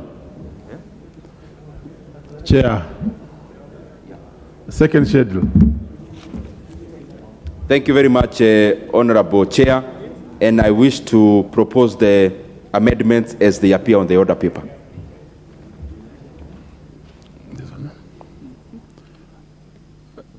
I propose the question that the second schedule be amended as proposed by the chair. I put the question that the second schedule be amended as proposed by the chair. Will as many as are of that opinion say aye? Will as many as are of contrary opinion say nay? The ayes have it. I now, there's another amendment, very well. Hon Macau. Thank you, Chair. Chair, I've listened to the concerns of members, but I urge these members, Mr. Chairman, to give us a benefit of doubt. This is a new commission. And Mr. Chairman, as I said, we are committed, and actually we are at the tail end of concluding this building. And Mr. Chair, therefore, I wish to amend the second schedule as it appears on the order paper, Mr. Chairman. Thank you. Very well. I propose the question that Schedule 2 be amended as proposed by Hon Macau. I see Onu Cheng. No, thank you so much, Chair, and thank you, the Budget Committee Chair, for a good job, to the PSC for finally saying they want to finalize. I just wanted to ask the Chairperson that as they do so, spare even 5 million shillings only to give us a place to walk from. Because walking from Cope Bank into Continental House is difficult. We can't walk there. I mean, as you do that, make the life of members of Parliament a bit easier. You can't brush our shoes 7 times in a day, because if you go to your office in Continental House when you leave, or you go to the gym when you leave, by the time you go to Parliament, you are so dusty and all that. So as you do the offices, make sure that even the walkways are done so that we're able to, some dignity for members. Thank you. The interventions here. Nikal. Or Nikal. Again, as I support this, and the chair of the Budget and Appropriation Committee and the other committees, they have done a good job, except now we are having a lot of generalities. You are actually increasing a budget by 100 million, and you say we are increasing because we want to get the work done. Surely, this is the time you say we are going to say buy furniture, and we are needed this money, and this is what we are going to do. And now you say this another 100 million here. Say exactly why the need was seen. I don't think in the committee they just sat and said, I think we need 100 million. There must have been something that was needed to be done. And in order to guide the House, like in this case, what exactly did we want to do with this 100 million? Very well. On Wachira Karani, Laikipia. Thank you, Mr. Chairman. I want to intervene. I declare my interest. I'm the chair of Services and Facilities in Parliament, National Assembly. Our committee is the one that is supposed to oversight the Parliamentary Service Commission. But you have realized, Mr. Chairman, whenever we as a committee are supposed to do our work, Parliamentary Service Commission comes here and gives a statement. Like this afternoon, when the substantive speaker was on the chair, members complained about crossing over to the offices on the other side. But proceed, but you are being challenged on the relevance of your contribution. Yes. Proceed. Thank you very much. So I was saying it is important that the speaker gives a ruling on the boundaries between the Services and Facilities Committee and the Welfare section of the Parliamentary Service Commission. I support. Very well. Let's hear Hon Githinji. Hon Githinji. Thank you. Githinji. Thank you, Chair. Though it is within the mandate of the PSC to reorganize their floats, Mr. Chair, it's also very important for them to support with facts and to tell this House whether the amount that they are requesting now will be adequate to completely finish the house, so that we don't have another figure coming up from somewhere in the main budget, so that we can finish the issue of the tower once and for all in this supplementary budget. Very well. Finally on this, Engineer Paul Nzengu. Thank you, Chairman. Much as we appreciate that this is a new commission, I think this building has taken far too long, and there's a lot of money that has already been pumped in.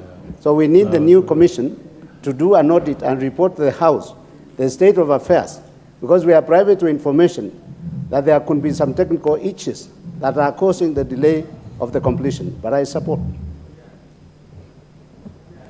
Finally, Hon Meli on this.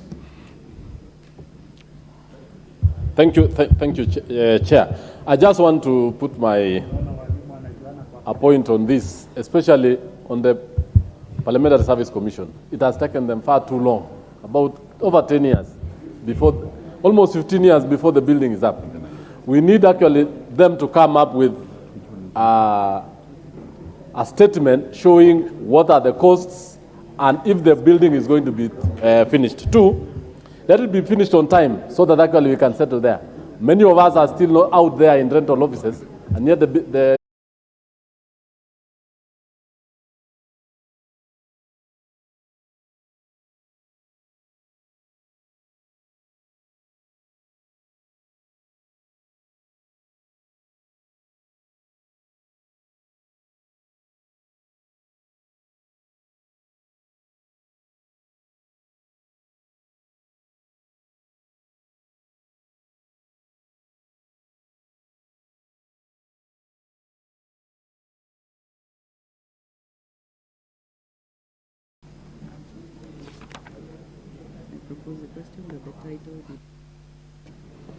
Very well. I propose the question that the title be part of the title of the bill.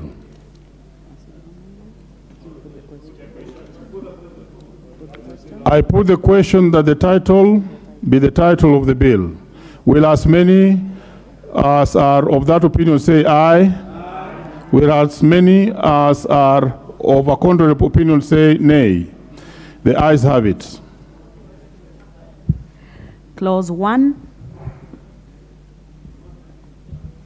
I propose the question that clause 1 be part of the bill.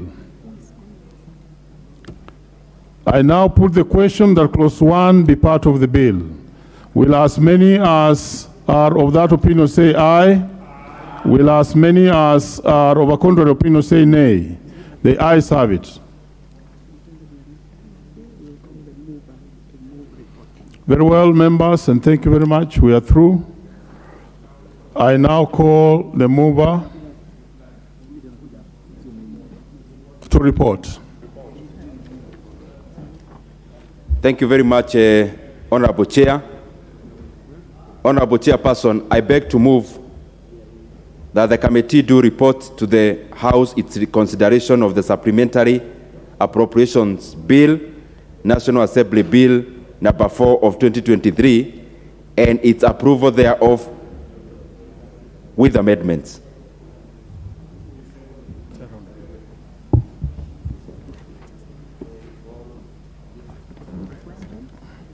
Very well. I put the question, which is that the committee do report to the House its consideration of the Supplementary Appropriation Bill, National Assembly Bill number 4 of 2023, and its approval thereof with amendments. I now put the question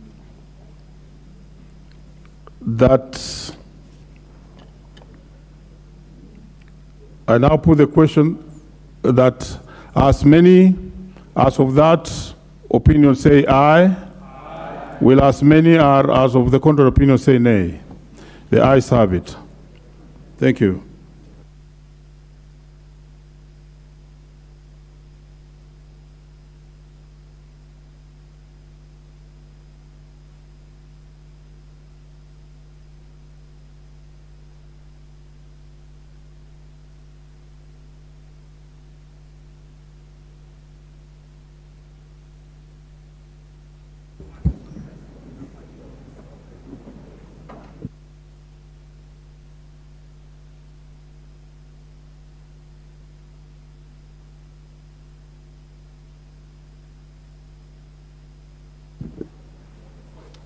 Chairman.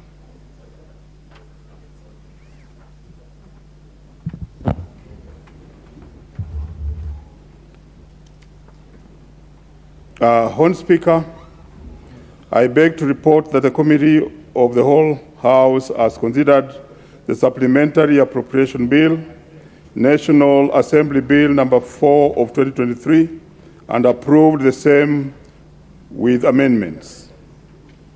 Thank you. The mover.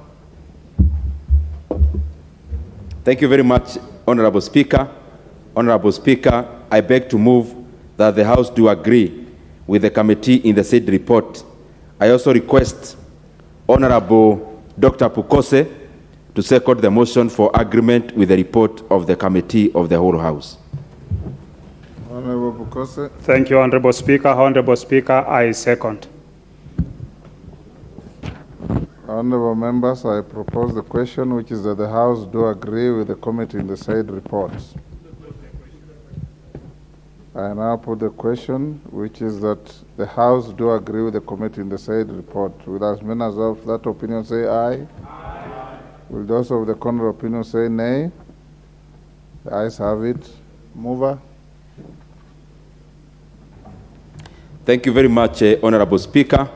Honorable Speaker, sir, I beg to move that the Supplementary Appropriation Bill, National Assembly Bill number 4 of 2023, be now read at that time.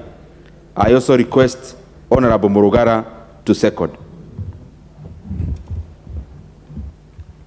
Honorable Speaker, I do second. Honorable members, I propose the question, which is that the Supplementary Appropriation Bill, National Assembly Bill number 4 of 2023, be now read a third time. I now put the question, which is that the Supplementary Appropriation Bill, National Assembly Bill number 4 of 2023, be now read a third time. Will as many as of that opinion say aye? Aye. Will those of the contrary opinion say nay? The ayes have it. A bill for an act of Parliament to authorize the issue of certain sums of money out of the Consolidated Fund and their application towards the service of the year ending on the 30th June 2023, and to appropriate those sums for certain public services and purposes. Thank you. Next.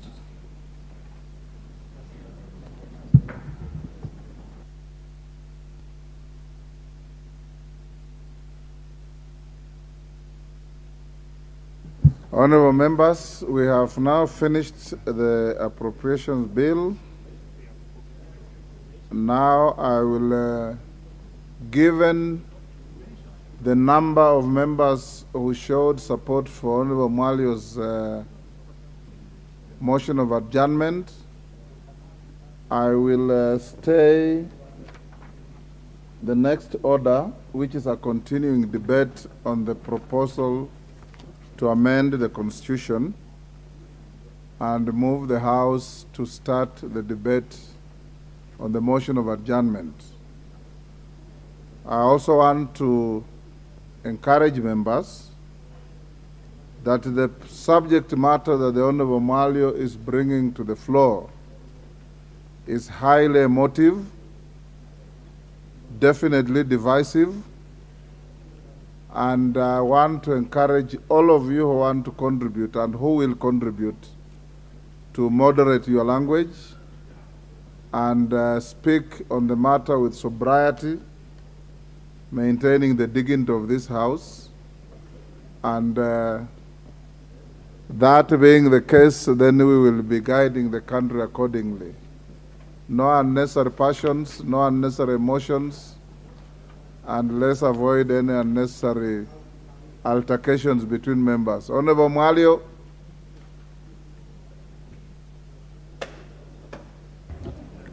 Thank you, Mr. Speaker. I would like to move this motion by giving a background of the events.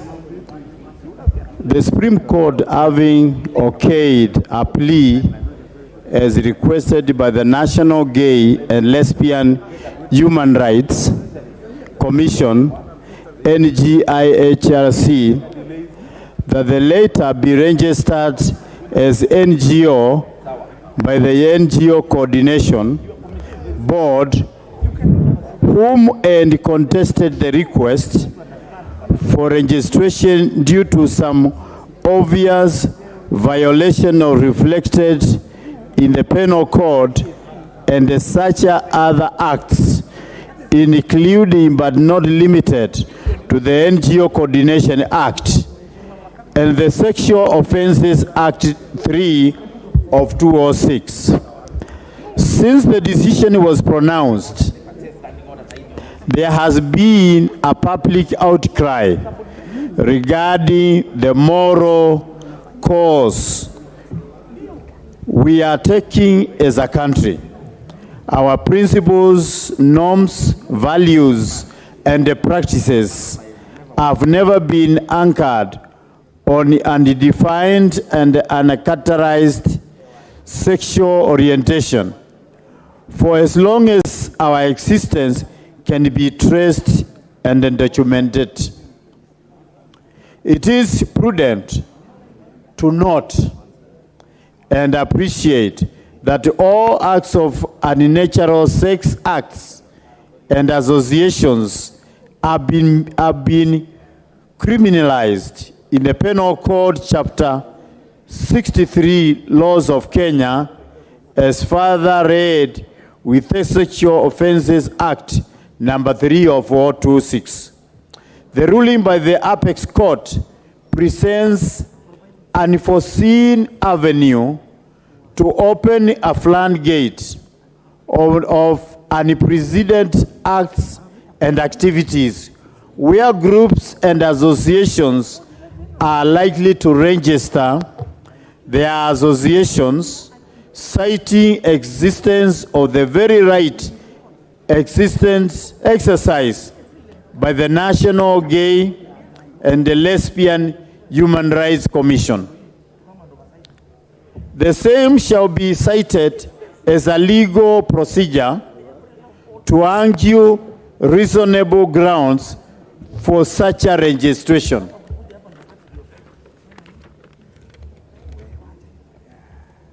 In April 2nd, 2013, the National Gay and Lesbian Human Rights Commission, NGLHRC, attempted to reserve a name for registration as an NGO with the NGO Coordination Board, but the names were deemed unacceptable.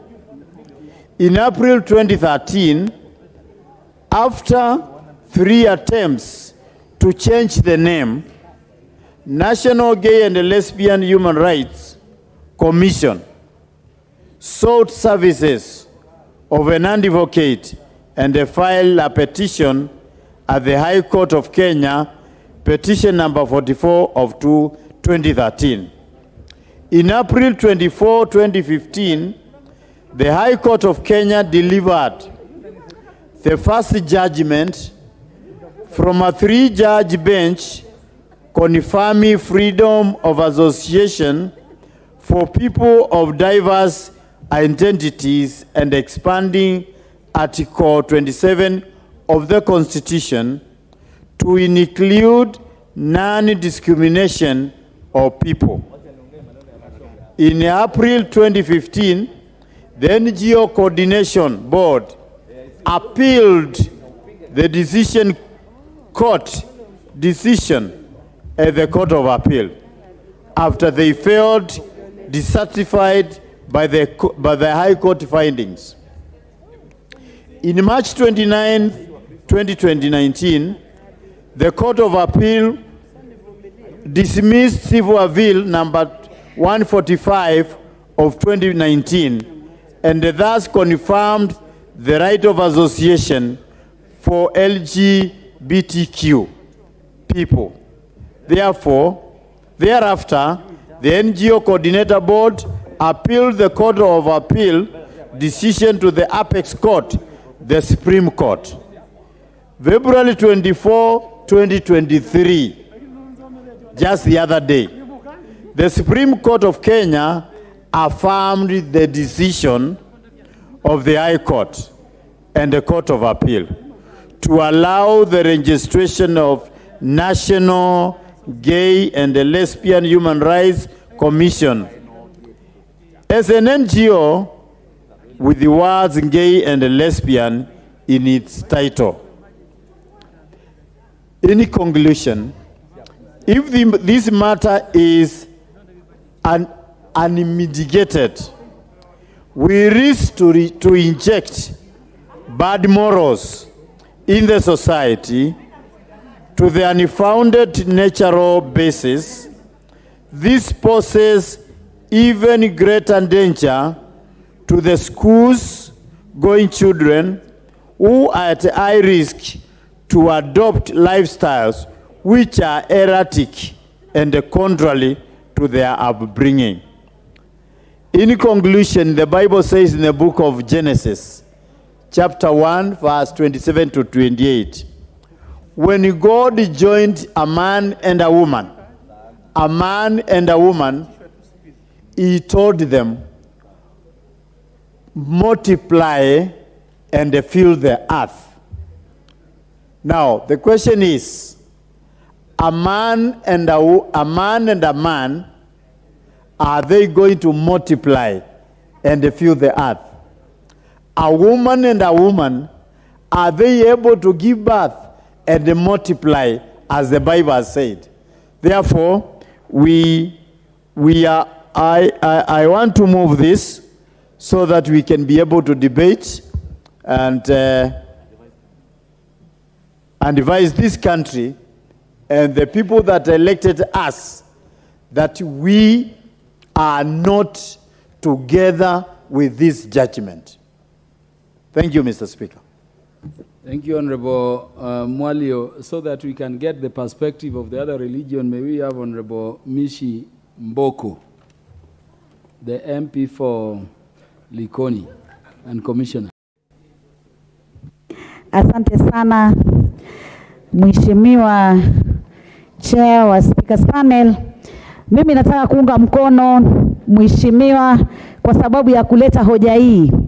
Na hoja hii naona imezua tumbo joto sana katika nchi yetu kwa sababu imeweza kugusa mambo ya maadili yetu sisi kama Waafrika na sisi kama Wakenya, sisi kama Wakristo, sisi kama Waislamu na hata zile dini za kijamii. Kwa hakika sisi tunaheshimu mahakama. Lakini kwa sababu tunaheshimu mahakama, hatuwezi pia kukubali hukumu ambazo zimetolewa ambazo zitaathiri jamii zetu. Tunajua hivi sasa kabla ya LGBT ama hawa wanaojiita LGBT kuweza kupata vibali vya kuweza kutengeza makundi yao na kuweza kutambulika katika taifa letu, kumekuwa na tetesi na athari nyingi sana za mambo haya ambayo yako kinyume na dini yetu na yako kinyume pia na tamaduni zetu. Kwa Wakristo najua katika Biblia tunajua habari za Sodoma na Gomora. Na katika Kiislamu pia katika Quran tumeona mambo ya Sodoma na Gomora. Sasa je, leo watu hawa tukiwapa kipao mbele cha kuwapatia nafasi ama kuwapatia jukwaa ambalo wanaweza kuendeleza mambo yao ambayo ni mambo maovu, mambo machafu, mambo ya dhambi. Je, taifa hili la Kenya tutakuwa tunasonga wapi? Taifa hili tumezungumzia ya kwamba lazima tuangalie takrimu za idadi ya Wakenya zinavyoendelea. Kwa sababu pia tumekumbwa na majanga mengi sana ya maradhi ya COVID, maradhi ya saratani na mambo mengi. Hivyo basi lazima tuangalie takrimu ya idadi yetu kupitia mazazi ama vile tunavyoweza kuongeza idadi ya Wakenya katika nchi yetu. Leo hii tunaambiwa ya kwamba watu hao watakuwa na uwezo wa kuwa na kundi lao, waweze kuendeleza hoja zao. Pengine swali tutauliza, wakiwa na makundi kama haya, hoja zao zitakuwa ni zipi? Swali litakuwa hoja zao ni kwamba sisi tumetengwa. Mumetengwa vipi? Wewe ukiwa Mkenya, ukiwa mke, ukiwa mume, haki zako zote za kimsingi ziko katika katiba na haki zako zimeangaliwa. Iwapo utasema ya kwamba tunataka makundi tutetee haki zetu, haki gani? Na kwangu mimi zitakuwa si haki, bali ni upotevu na ni madhambi makubwa sana ambayo tunataka kuyaidhinisha katika nchi hii. Tunajua makundi haya yamekuwa yakifanya kazi kisiri, yakiweza kufanya ile tunasema Kiingereza awareness, na wakifanya recruitment ama ile kuandikisha watu katika makundi yao ili kuwaingiza katika tabia potofu kama hizi. Leo tukiwapatia ruhusa muafaka ya kisheria ya kwamba tumewapatia nafasi muwe na makundi haya ama majukwaa haya na muweze kuzungumza mambo yenu ambayo mnayahitaji, je, taifa hili la Kenya tutaweza kuwa katika hali gani? Mimi nataka kumuona kiongozi wa taifa hili akiweza kuzungumzia swala hili na akiweza kulikemea swala hili kama anavyosema yeye ni Mkristo ambaye ameshika dini sana. Na iwapo ni Mkristo kweli ameshika dini sana, tunataka kusikia sauti yake na tunataka kusikia sauti ya taifa zima la Kenya likikemea jambo hili. Tunajua tunazungumzia ya kuwa ulimwengu umebadilika na kwamba kuna mambo mengi sana lazima yawe yanabadilika, lakini hatutakubali kubadilika kiwango cha kwamba tutakwenda kinyume na dini yetu na tutakwenda kinyume na maadili yetu sisi kama taifa. Ukiangalia katiba yetu kuna sura ambayo imezungumzia maadili ya kitaifa. Je, katika maadili ya kitaifa mumeweza kuona mambo ya wasagaji na mambo ya mashoga? Pole, kwa sababu lugha hino pengine itakuwa ni lugha potofu, lakini ndivyo inavyoitwa Kiswahili. Kwa mwanamume itakuwa ni mashoga, kwa mwanamke itakuwa ni masago. Na tunajua watu hawa na katika haya mambo wanayoyafanya ni mambo mabaya ambayo pia yanatuletea maradhi. Sasa haswa kwa wasagaji, mambo wanayotumia na vifaa wanavyotumia ni kuleta saratani za kizazi katika kina mama. Na jambo hili hatutaweza haswa kulikubali. Na haswa iwapo watu wetu wataiga tabia hizi na ziwaingie katika nafsi zao, basi itakuwa mtoto wa kike hatapata mume wa kumuoa na mtoto wa kiume pia hatapata mke wa kumuoa, kwa sababu athari huanza polepole. Unapoona moshi ujue moto uko njiani waja, na wakati umefika moto. Je, tutaweza kuzima madhambi hayo? Watoto wa kiume tunawaenzi, watoto wa kike tunawaenzi. Ndiposa Mwenyezi Mungu alipomuumba Adam na akamtoa Hawa kutokana kwa Adam, ili tuweze kuzaa na tuweze kuweka ulimwengu wetu katika hali ya usawa. Jamani, tunataka kusikia sauti ya rais ikikemea jambo hili. Tunataka kusikia sauti za mawaziri na vitengo vyote vya serikali na wabunge wenzangu, tukemee jambo hili. Jambo hili likiwa, basi sisi tumeangamia na umma wetu umeangamia. Hatutaweza kuwa na watoto wa kike wala mtoto wa kiume. Manake kama mtoto wa kiume atavaa kama mtoto wa kike, kama mtoto wa kiume atataka kujiiga mpaka tabia za kike ndo azifanye, je, sisi tutakuwa watoto wa kike na wa kiume? Hilo ni swala nyeti na tafakari ya babu. Tujiangalie, tujinasue, tujiulize kama taifa. Hata kama tunataka kusaidika, lakini hatutaweza. Asante sana Mheshimiwa Mboko kwa maono hayo. Mheshimiwa Rindikiri Mugambi, mjumbe wa Buri. Thank you, Mr. Speaker. I study as a Christian and one opposed to this movement, LGBTQ. I am very uncomfortable because our social fabric has been now attacked by an institution that we thought will put into consideration the survival of our generations. Mr. Speaker, what we have seen from the Supreme Court, tomorrow we will most likely get some human and animal movement, because there are some human beings with appetite for animals. They will also go to court. And if there's being a case in court, it has sent some benchmarks. We should expect anything from our Supreme Court. Mr. Speaker, I join the other members because this is a very serious matter. They have no regard on survival of humanity in Kenya. This behavior is a foreign behavior. It's a behavior that is common in most affluent communities.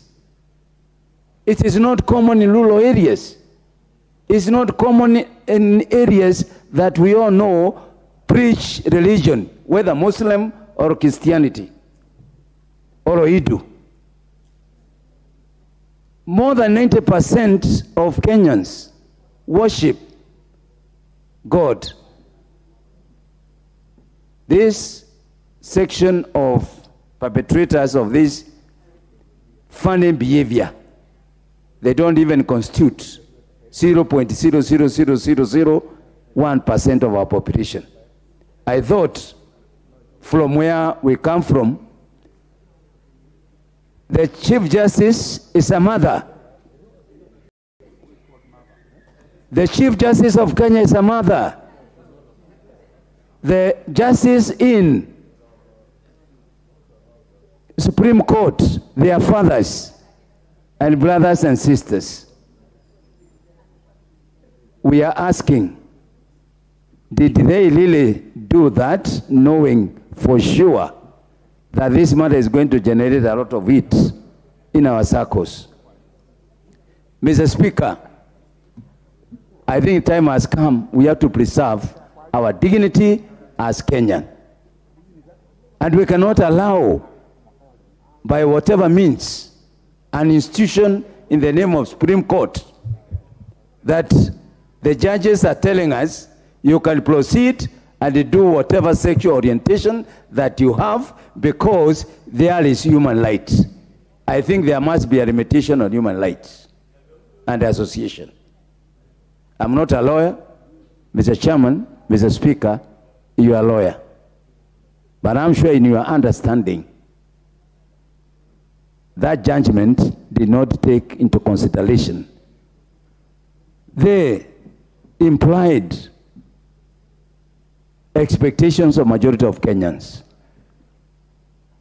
We ask that the Supreme Court reviews its judgment. We ask the Supreme Court to listen to the majority of Kenyans. We ask the Supreme Court to look at what the Constitution provides in terms of the human rights. This matter has been lying there for many years. It's only this Supreme Court, which are history of making funny judgment, they are brought to us. The Chief Justice of the Republic of Kenya, Martha Koome, please go back again and look at that. You have condemned our society. You have condemned our lives for our children. You are telling us any Kenyan can do anything. It's a shame. It's a shame. It's a shame. I am ashamed. I am ashamed by the decision of the Supreme Court. And we must condemn this.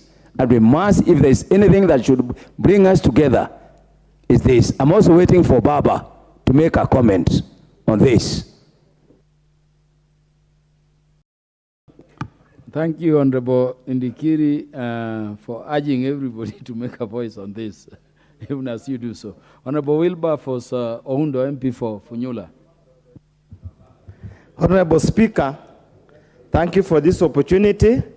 Honorable Speaker, thank you for my colleague for bringing up this motion on the floor of the House. Honorable Speaker, I'm a Catholic, born Catholic, and that I must declare my interest from the word go. And as Catholics, our dogma and the teaching is expressly clear on sexual orientation. There could be other Christian sects that have got a different view about this matter, but as our Catholic, that's my foundation. Starts from there. Honorable Speaker, in the book of Leviticus, it is written this way: if a man has a sexual relationship with another man, they have done a disgusting thing, and both shall be put to death. They are responsible for their own death. There's no other way, Honorable Speaker. Honorable Speaker, when you look at the Constitution of Kenya on the national values, it's expressly clear. And I want to read Article 11 on the culture, and it's very clear.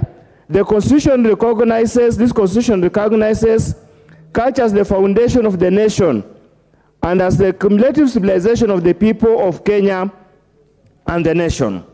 Honorable Speaker, what does our culture say?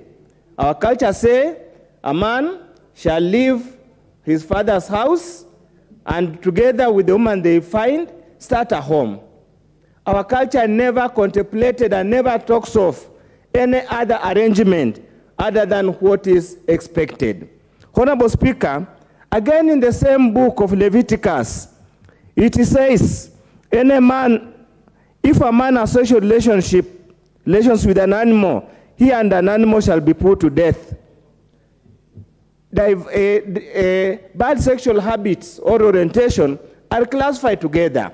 Honorable Speaker, whatever they're calling themselves, they are akin to bestialists. People who do bad manners, they would say, with animals. We categorize them as the same. Honorable Speaker, many of us were alarmed, were flabbergasted beyond recovery when we heard that Supreme Court ruling. And Honorable Speaker, we have been very suspicious of the current Supreme Court. And indeed, our fears have been confirmed.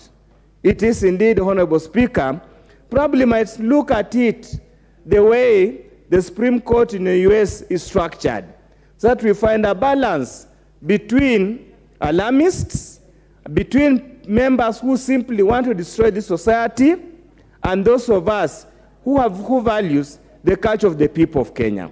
Honorable Speaker, honestly speaking, I do not even understand it. There are some things that are beyond my understanding, regardless of my level of education and exposure. I cannot understand how a reasonable man, a sane man, can leave a beautiful woman. And if there's anything that God created, the best thing in this world, in the eyes of a man, was a woman. I cannot understand how a man can admire another man. I cannot understand, even look at the structure of the body of a woman, how a woman can admire another woman. I don't know what they do when they are together. Honorable Speaker, there are some things just don't understand. I'm not an advocate. Sir George is there. Truly, the Speaker is an advocate. You really have to guide us here. I'm just at a loss. I do not even know how to even talk to my grandchildren when they tell me that the Supreme Court has made some ruling. Honorable Speaker, we need divine intervention here. Unfortunately, some Christian denominations support this kind of deviant behaviors, and probably the Supreme Court and our young people are going to take cue.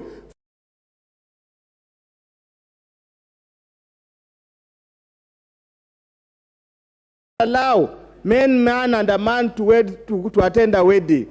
May the Almighty God strike them dead before sunrise. Thank you, Honorable Speaker.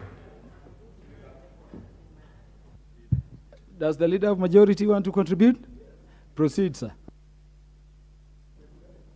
Thank you, Honorable Speaker. Yes, indeed, I want to contribute, Honorable Speaker, because this is a matter not just of faith, but also touches on our national morals, values, and our culture as a people. Let me just say from the onset, Honorable Speaker, I am a Presbyterian because I heard the member for Funyula say he's Catholic. I am member number 39 in Gikambura district of the Presbyterian Church of East Africa, the Reverend Musagetao Church. And Honorable Speaker, those who advance those things, I don't even want to mention them, Honorable Speaker, have their own countries and they have their own cultures. And we respect their cultures, and they must equally respect our cultures as African and as Kenyans. And nobody should imagine that you can force down the throats of Kenyans alien cultures that are alien to our nationality and our being African, Honorable Speaker. The issues, Honorable Speaker, that the Supreme Court was addressing itself to, and I really want to avoid going for the Supreme Court in any manner because they have a duty and an obligation under the law to interpret the Constitution in the best way they think it should be interpreted. And I think even in the Supreme Court, opinion was varied. It's only that the majority decision had their say, but the minority also had, majority had their way, but the minority also in the Supreme Court had their say. And I want to identify myself with the opinion and the views of the minority in the Supreme Court, Honorable Speaker. That we shall not allow, and we must never allow our country to take up alien ideas, alien cultures, because we are a country that tends to copy a number of few things, good things, few from those other cultures. Honorable Speaker, our laws are quite clear. Our penal code still has outlawed issues to do with homosexuality. Therefore, Honorable Speaker, it was absurd that a good number in the Supreme Court did find it fit to allow a habit or something that is already outlawed under our laws, that you could now allow people to associate. What happens tomorrow, Honorable Speaker, if all the pickpockets in our streets decide now that they have rights as pickpockets and they want to form the Association of Nairobi Street Pocket Thieves, or even robbers, bank robbers? Tomorrow, robbers may decide that we have certain rights under the Constitution, the right to association. But, Honorable Speaker, the Constitution also says that your rights are limited. Majority Leader, would that be the Bank Robbers Association of Kenya region? It could be the Bank Robbers Association of Kenya, or rapists. Tomorrow, you may find rapists saying that we are the Association of Rapists of Kenya, and we have the right to do whatever we want to do with whoever we want to do it, Honorable Speaker. And they could argue that out in a court of law and say they are guaranteed of their right to association and freedom of association, Honorable Speaker. But we must also know that our Constitution also limits everybody's rights, and especially where your rights also, in a way, overstepped to interfere with my rights. And we have also to enjoy our religious rights, our rights to worship, our rights to our own cultures. We must protect our rights. And I want to say, Honorable Speaker, as leader of majority in this House, for the time the Almighty God grants me the opportunity to serve this country as leader of majority, I will not allow, and I said elsewhere, I will mobilize this House and any other House in this Republic to ensure that we protect the laws that have outlawed homosexuality, lesbianism, and all those other things that are abominable under our culture and our religions, Honorable Speaker. And we must protect our cultures, Honorable Speaker, and our being as a people. If there is anything I agree with our good friend, President Yoweri Museveni. Give him 1 minute, he's the majority leader. I was saying, Honorable Speaker, if there is anything I support President Yoweri Kaguta Museveni on, is on the issue of LGBT. Honorable Speaker, I will not go to the extreme in how you deal with them, but we must be forthright as a nation to protect our own cultures, our religion, and our beliefs, and we must not allow those countries from the West who believe in those things. Let them believe in whatever they want to believe in, but they must not force us to believe in the things they believe in. They must also respect our culture, our religion, and the things we believe in, but not shove things down our throats, that things we don't believe in. And we want to raise up our children in an upright country, in an upright society, Honorable Speaker, where our children will enjoy to grow the way we grew up, with morals, with good ethics, Honorable Speaker, and in a country that we can all be proud to raise our kids in, Honorable Speaker. With that, I support the Honorable Mwalio and this motion. Thank you. Thank you, Majority Leader. Honorable Farah Malim. Mr. Speaker, I don't know where the world is going to. Mr. Speaker, this is abominable. It's a decadent, it's an obnoxious behavior. I wish I had Babu Owino here to give me all those adjectives that he normally uses for these things. Mr. Speaker, those people are dead as human beings who support such things. In my faith, as a Muslim, the death penalty is what they deserve, people who engage in such things. And I'm proud of that. And I don't care what somebody else feels. The West has never been a moral authority. These are the people who came and enslaved us. And they came and colonized us. And they came and treated us like animals. And now they want to tell us to behave like animals. The next thing that's going to come up... Honorable Farah Malim, which animals engage in homosexuality? No, you're right. I'm sorry. I withdraw that bit. I withdraw that bit in the interest and the respect for the animal kingdom. The animal kingdom never engages in that. But the next thing they're going to tell us is that somebody has a right, a man has a right to marry a woman. They want to tell us that a woman has a right, to marry another man, or a woman has a right to marry a woman. What do two women who are married do? What is there? God has created a man and a woman. It's there in all the Abrahamic scriptures. It's in Islam. It's in Christianity. It's in Judaism. If we allow them to take over our lives, we have allowed them for far too long for them to exploit us and to dehumanize us as human beings. On this, we will say no. If they're going to come up with the travel, restrictions, keep your country, keep your cultures, keep your nonsense to yourselves. And I'm talking to the West in this case here. Mr. Speaker, the Supreme Court itself does not make laws, it interprets the laws. You're a legal mind, I'm a legal mind. Sodomy is a crime in our books. So how should they come about now and tell us that they should be allowed to associate? The right to association. As you had said, the majority leader has said, this is like saying the right of association of the bank robbers, of the murderers, of the killers. In the US, there are a number of states that have got the death penalty. And the death penalty is for crimes like murder. And the biggest number of people who are on the death rows are fellow blacks in the US.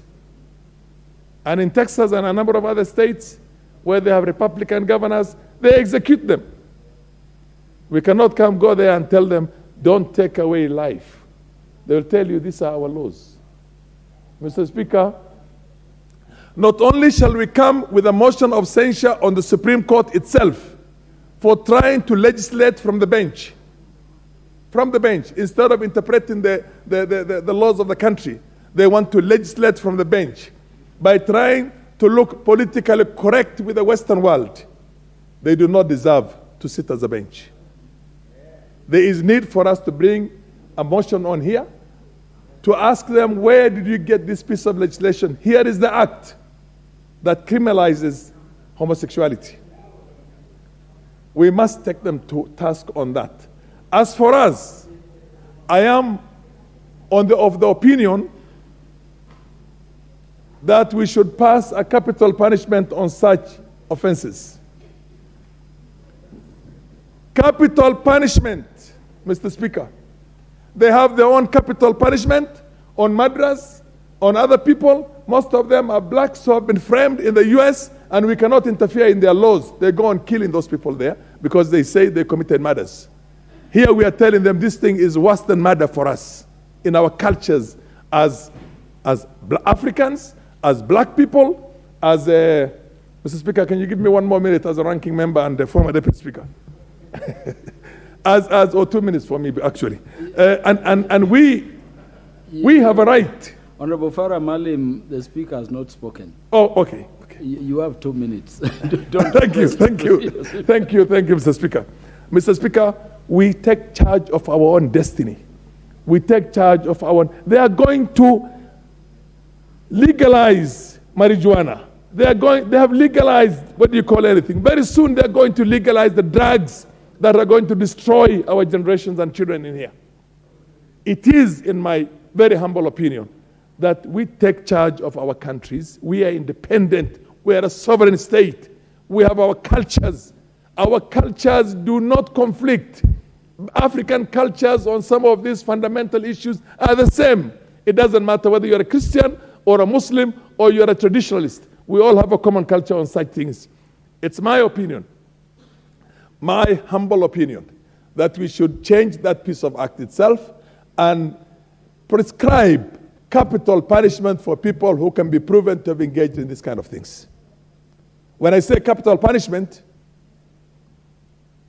Muslims, where there's a serious Islamic states who follow their own scriptures, they carry out capital punishment on them. They do not deserve to live. In my opinion, humble opinion. They should be, yes, indeed.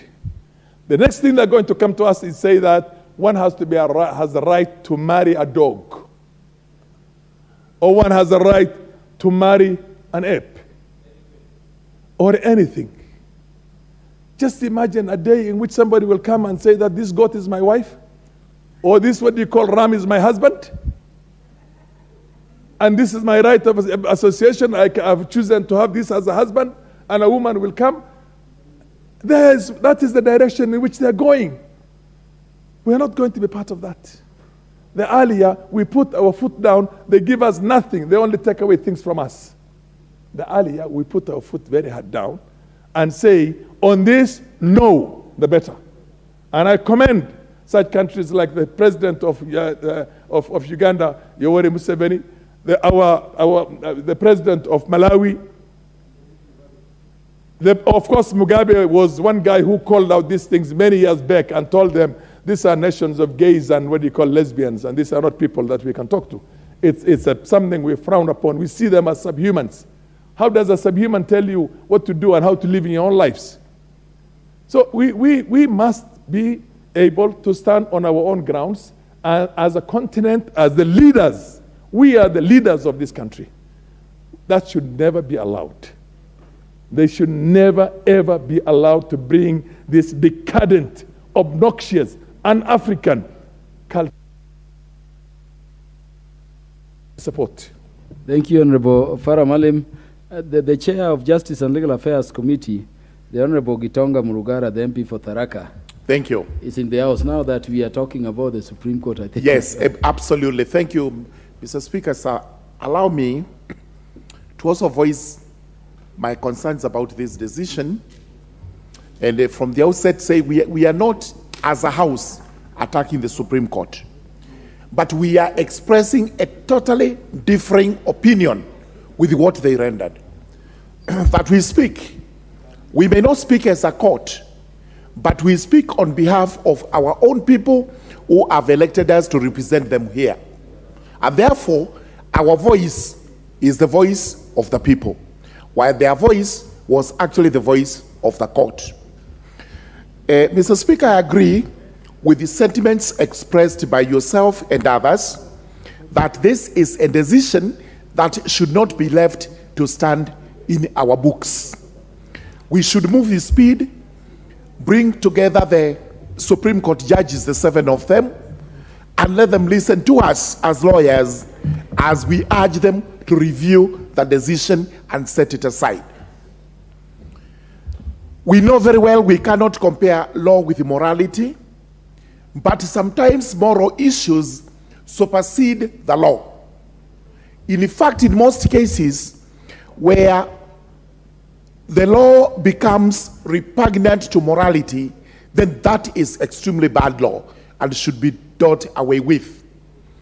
It is quite clear from our books that some of these things in LGBTQ are actually outlawed. And therefore, anything associated with those characters cannot be allowed to stand against the morals of the people of Kenya. Whether it's sodomy, whether it's lesbianism, whether it's queerness, whether it is anything that is outward practiced by these characters who say they have human rights. They may have their rights in private, and I'm sorry, I shiver and shudder when I imagine what they do in private, because it is totally repugnant, especially to us Africans. It's also important to condemn those who come with these ideas. And this is why today we celebrate the President of Uganda, Yoweri Museveni. We celebrate the late Robert Mugabe of Uganda. And sometimes it actually appears Idi Amin himself was a saint, because these are the things he was condemning those days, in spite of being incited by these same Europeans and Americans to kill a few Ugandans. Therefore, we as Africans must stand up. We must stand to be counted.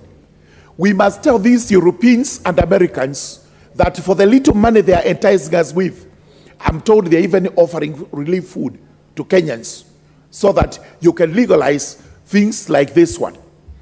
They have been approaching our organizations, including the Kenya National Human Rights Commission, offering tokens so that they can promote rights of such characters. Thank heavens, these commissions and these organizations have said no to their little tokens. Let them keep their bad habits in Europe, in America. Let us as Africans keep what we consider to be morally upright and suitable for our society. For example, look at these people who are telling us today, these are human rights. They are the ones who came here, and the first thing they did was to point out that Africans do not marry out of love, but do purchase wives because they are polygamous. What is better compared to the two? Polygamy and such queerness they are advancing to us. Polygamy actually has nothing right, nothing wrong in terms of morals. It's upright. It should have been encouraged. Number two, they are the ones also who came along and told us that you people, you don't know how to live. Your customary laws are repugnant to justice and morality, and what have you. Those are the laws that had kept us Africans within the fabric of a good family, which we have maintained to date. Therefore, this judgment, this ruling, should actually be re-examined through a review. And if the review is denied, rest assured as a house, we will move to outlaw everything they have done, because we have power to do so. I support the adjournment motion. Thank you, Honorable Patrick Makau. Are you on intervention or you want to contribute? Thank you, Mr. Chairman. Mr. Speaker, I cannot add more. Most speakers have spoken. The first question you should ask, this Parliament, we are the most important arm of this government. Mr. Speaker, we cannot allow the courts to legislate from their benches. Mr. Speaker, Article 11 is very explicit about respecting African traditions and cultures. Mr. Speaker, when I see the Supreme Court, which supposedly is supposed to be constituted of men and women, well learned, cannot lead this country to making us believe that lesbians, gays, queers, and those likes are supposed to be given any space in this country. Mr. Speaker, that is not African, it is an African. And there is no religion which ascribes to any of those. Mr. Speaker, it's high time this Parliament expressed itself in all ways, in all media houses, in barazas, Mr. Speaker. We must condemn that ruling by the Supreme Court. And Mr. Speaker, it's high time the Attorney General of this country went to appeal this ruling, because those 5 judges who passed this kind of judgment, Mr. Speaker, he favored a group of people that is going to encourage other groups. Mr. Speaker, then we should have the Mungiki, we should have Al-Shabaab, we should have rapists, we should have murderers, allowed then by the same Supreme Court to form alliances, to form associations. Mr. Speaker, when I look at that bench, none of them is less than 40 years. Mr. Speaker, what are they telling our young children? What are they telling the generations? Mr. Speaker, I'm now been made to believe that the former president of USA, Donald Trump, did not support this. Neither is Museveni. Mr. Speaker, I agree with speakers here who are saying we should not just be made slaves because we need funding from the West. Mr. Speaker, this thing of us being told before we are given money from IMF, from World Bank, we must admit, we must accept these laws. This is strange to us. Mr. Speaker, we must tell them. I know they force us, GMOs, and we know the reason why they did that. Mr. Speaker, now they are here telling us we should have a man and a man marry each other. Mr. Speaker, I can't imagine myself seeing a man and having a hard-on. Mr. Speaker, that is against African tradition. I must see a woman and feel like that. Mr. Speaker, I am a watcher and I'm a fan of National Geographic, which has documentaries. You see male animals being attracted to females, fighting to death. I have never seen a male animal raising to satisfy itself sexually on another male animal. So what are they telling us, Mr. Speaker?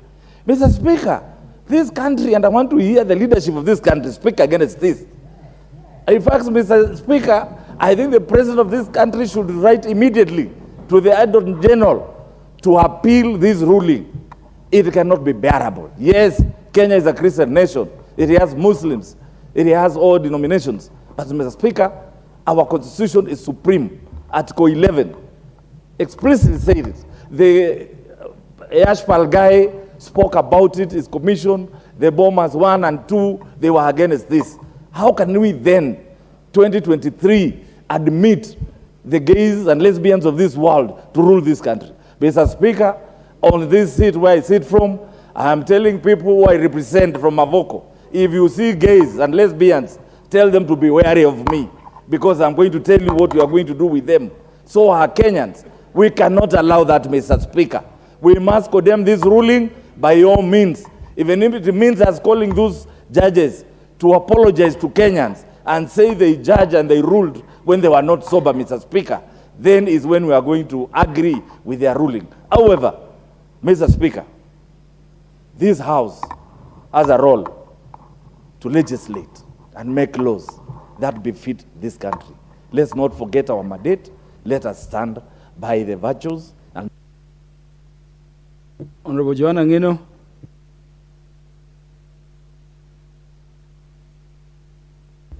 Speaker, thank you also for allowing me to ventilate on this. I just want to say from the onset that Article 1 of the Constitution, which talks about the supremacy of the Constitution and supremacy of the people, when it talks about the supremacy of the Constitution, it says clearly that this Constitution is supreme to any other law. And no law, including customary law, is superior to the Constitution. And any other law that is actually trying to supersede the Constitution is null and void. Mr. Speaker, when you talk about the customary law, it is the same as talking about any other law that is created in this house. We are the people who do the laws of this land. We amend the laws, we create the laws, but if that law goes against the Constitution of this country, Mr. Speaker, it is declared null and void. Same case with the laws which are made by the courts, whether it is a magistrate's court, whether it is a high court, whether it is a Supreme Court, whether it is a court of appeal. Whenever they pass any judgment, most of their judgments are deemed to be precedences, and they are used in courts or other courts as a law. So, Mr. Speaker, the ruling by the Supreme Court, whichever way it was, has gone against the Constitution, Article 11. And therefore, it means that judgment which was made by the Supreme Court is null and void because it is against the Constitution. And there is nothing else we can say about it. We will still consider in this House that that law never existed. That judgment was never made. We just consider it as if there was nothing done.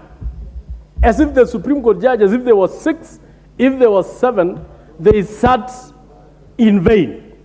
Whatever the decision they made in that particular judgment, it was done in vain. Because Article 11 is very clear. No same-sex marriage is allowed in this country. No same-sex relationship is allowed in this country. No same-sex penetration is allowed in this country, Mr. Speaker. And therefore, when these particular courts declare or presume to be making a declaration that they are making a judgment, they are giving a ruling that we allow these people to have a relationship, we allow these people to look at one another, we allow these people to have some association. Mr. Speaker, that is going contrary to the Constitution. And therefore, Mr. Speaker, I would want to say, just like what my senior said, do we need to tell these judges to revoke? Do we need to create what we call review? Or do we need to pass in this House, Mr. Speaker, because there was, and I don't want to preempt, there is an intention by a member to pass a law, to bring a law into this House, Mr. Speaker, that will illegalize any act of either association, either penetration, either marriage, on all these people who call themselves, I don't know, gay, I don't know, lesbians. Mr. Speaker, I think we will pass that law with Godspeed. And it will be now upon the courts to make a decision whether that passage of that law or whether that law is against the Constitution. We are waiting for that time. We are really waiting, Mr. Speaker. And I don't know if some of these decisions are based on whatever these people want to give to our country. Some of us may not want to be beggars.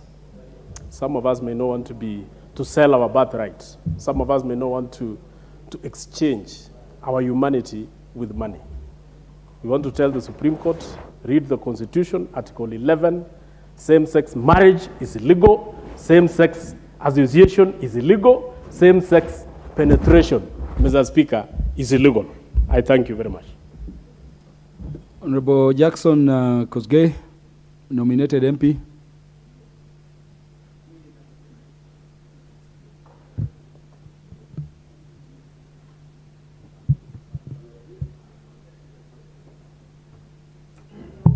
Thank you. Mr. Speaker, thank you so much for giving me this opportunity.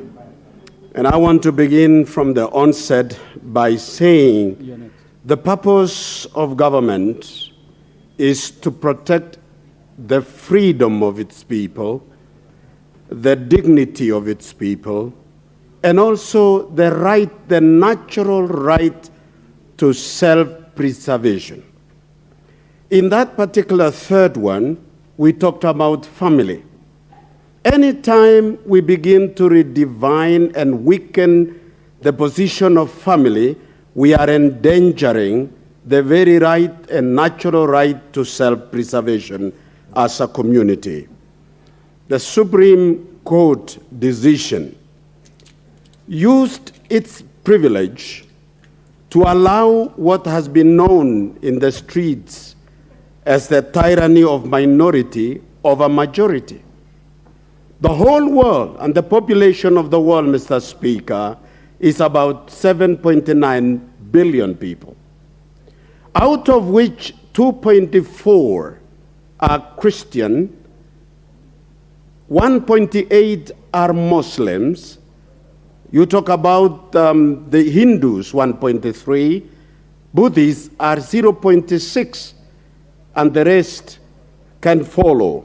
You can tell over 80% of the total population of the world believe in creation.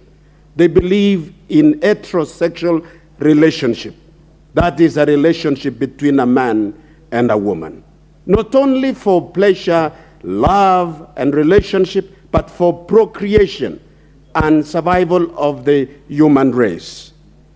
If this has been done, and if the ruling by the Supreme Court becomes cast on the stone, then I don't think it can overturn our Constitution. We are going to invoke we the people. And this house is a house which is an arm of government.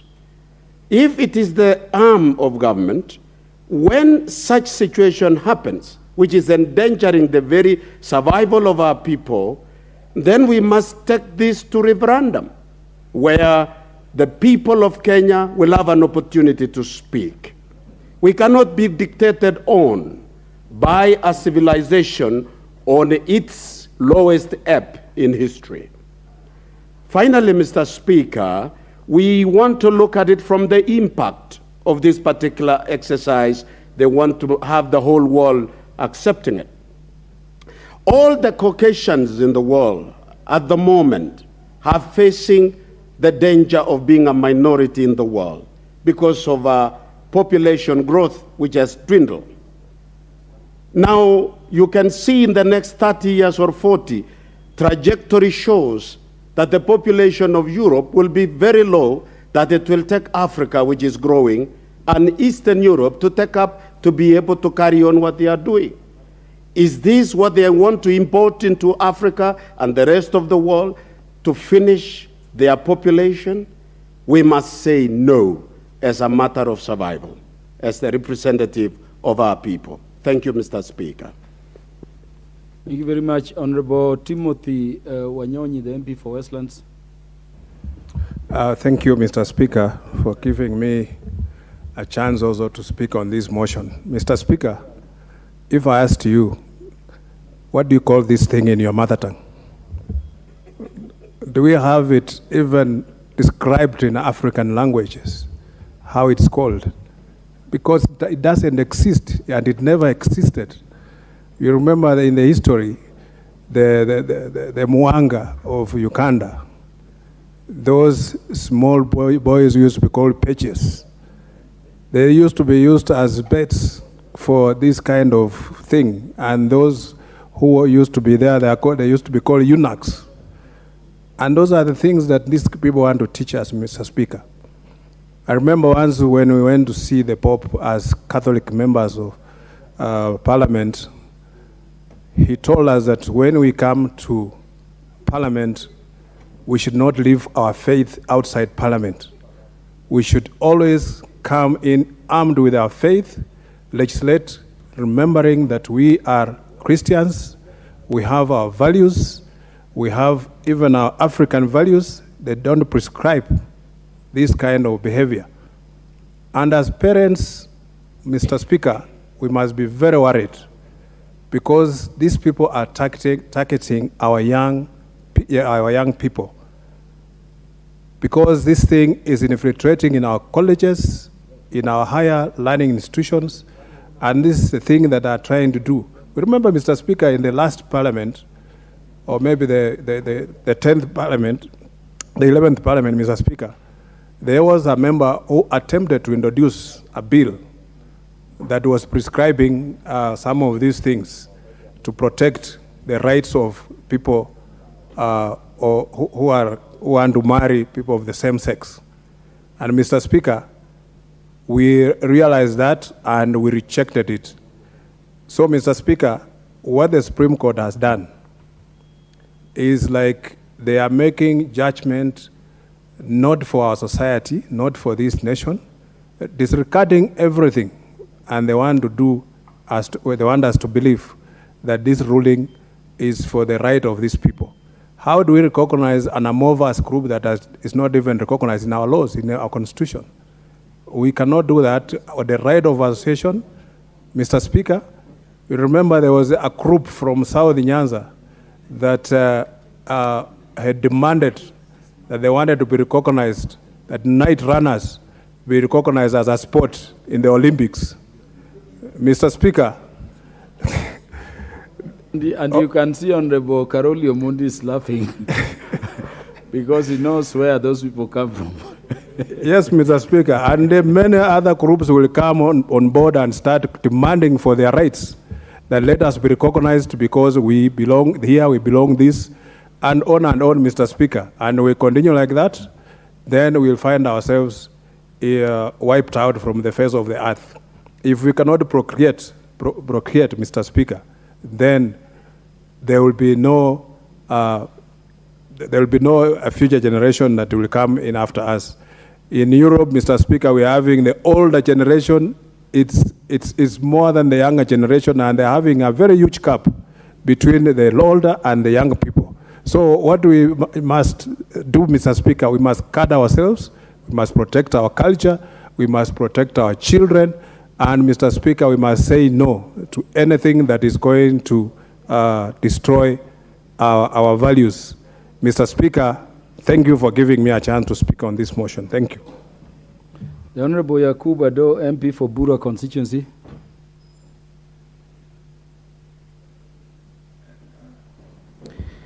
Thank you, Mr. Speaker, for giving me this opportunity to add my voice on this very important motion. I want to thank the member who initiated this motion. It's a very sad day for our great nation. Even for the essence of just talking about this topic is bad. I have seen Mheshimiwa Ngeno finding it difficult even to pronounce these bad names. So for me, even talking about it is bad. I'm a Muslim by faith, and in the Quranic version, chapter 16, verse 72 says, "And Allah has made for you of yourself spouses, and made for you from your spouses sons and daughters and grandchildren." I want to challenge anybody who is pursuing this dream to show us any offspring raised from this association. We can go further and further in terms of provision of chapters in every faith, be it Islamic, be it Christianity, that condemns and illegalizes that kind of association. I don't want even to mention the name. I want to condemn that decision by the Supreme Court on this issue and want to associate myself with the opinion of the minority of those judges. I want to loud on the same voice again His Excellency Yoweri Kaguta Museveni, the President of Uganda, for having taken that bold step. And I have heard that even Uganda, after he has just assented to that law, they got a very heavy downpour, a very heavy rainfall. Even for us in Kenya, I believe, as a Muslim, the many problems and challenges we are facing on this earth is because of such kind of vices which the West intend now to put into our midst. It is time we don't sit on the fence, we don't bury our heads in the sand, we come forward and challenge this vice that wants to be brought to our youth. Thank you, Mr. Speaker, sir. Honorable Karoli Omondi, MP for Suba South. Thank you very much, Mr. Speaker. And for the record, night running is one of the indigenous sports. Mr. Speaker, I rise to add my voice to this motion, and I would like to begin by stating that I firmly believe in the natural order of things, and that, like magnetism, opposites attract. And I also appreciate the genius of God in creating the instruments of affection and attraction between people of different gender and making them to have universal application and standards, if you know what I mean. But, Mr. Speaker, life has its own complications and contradictions. So does nature. If you remember the very smart people who drafted the American Declaration of Independence, Thomas Jefferson and George Washington and the rest of them, they say that all men are created equal and each is endowed with certain inalienable rights, amongst them life, liberty, and the pursuit of happiness. Yet these men, with such elevated ideas and statements, owned slaves. There are many contradictions in the way human beings live and conduct themselves. So is in nature. This thing, the topic we are talking about, LGBTQ, if you look at those particular abbreviations, some of them present very complicated medical conditions. For example, transgender, where someone's gender identity is very different from what is typically known to humanity. Or intersex, where really one is endowed by both sexual organs. It is easy when you talk about lesbians, where a woman is attracted to another female, or gay, where one is attracted to people of the same gender, or one is bisexual, or is queer. Or queer is where the gender is fairly fluid. Or there's a new one, questioning, where nobody is still not quite clear what their gender identity is. Or even where one is asexual, where there's no sexual attraction. Mr. Speaker, these things present very complex issues that I see a lot of passion and I see a lot of interest in this matter. But I would like to urge tolerance. We all remember one famous man called Galileo Galilei, who discovered that the earth actually orbits around the sun, and the sun is always at its meridian. The Catholic Church called this heresy and sentenced him to life imprisonment, and he died in prison. That was called intolerance. Mr. Speaker, Pope Francis, on Tuesday, January 24th, 2023, which is this year, uttered the following words, and I'm a Catholic, and I profess that faith. Criminalizing homosexuality is unjust. God loves all his children just as they are. Being homosexual is not a crime. Mr. Speaker, while I understand and agree that this is not part of our culture, and this is behavior that we should not support, I completely do not agree that we should exercise or show discrimination against LGBTQ on the basis of their sexual choices and orientation. As Africans, we have experienced discrimination on the basis of race. Honorable Karoli Omondi, I'll add you a few seconds. Yes.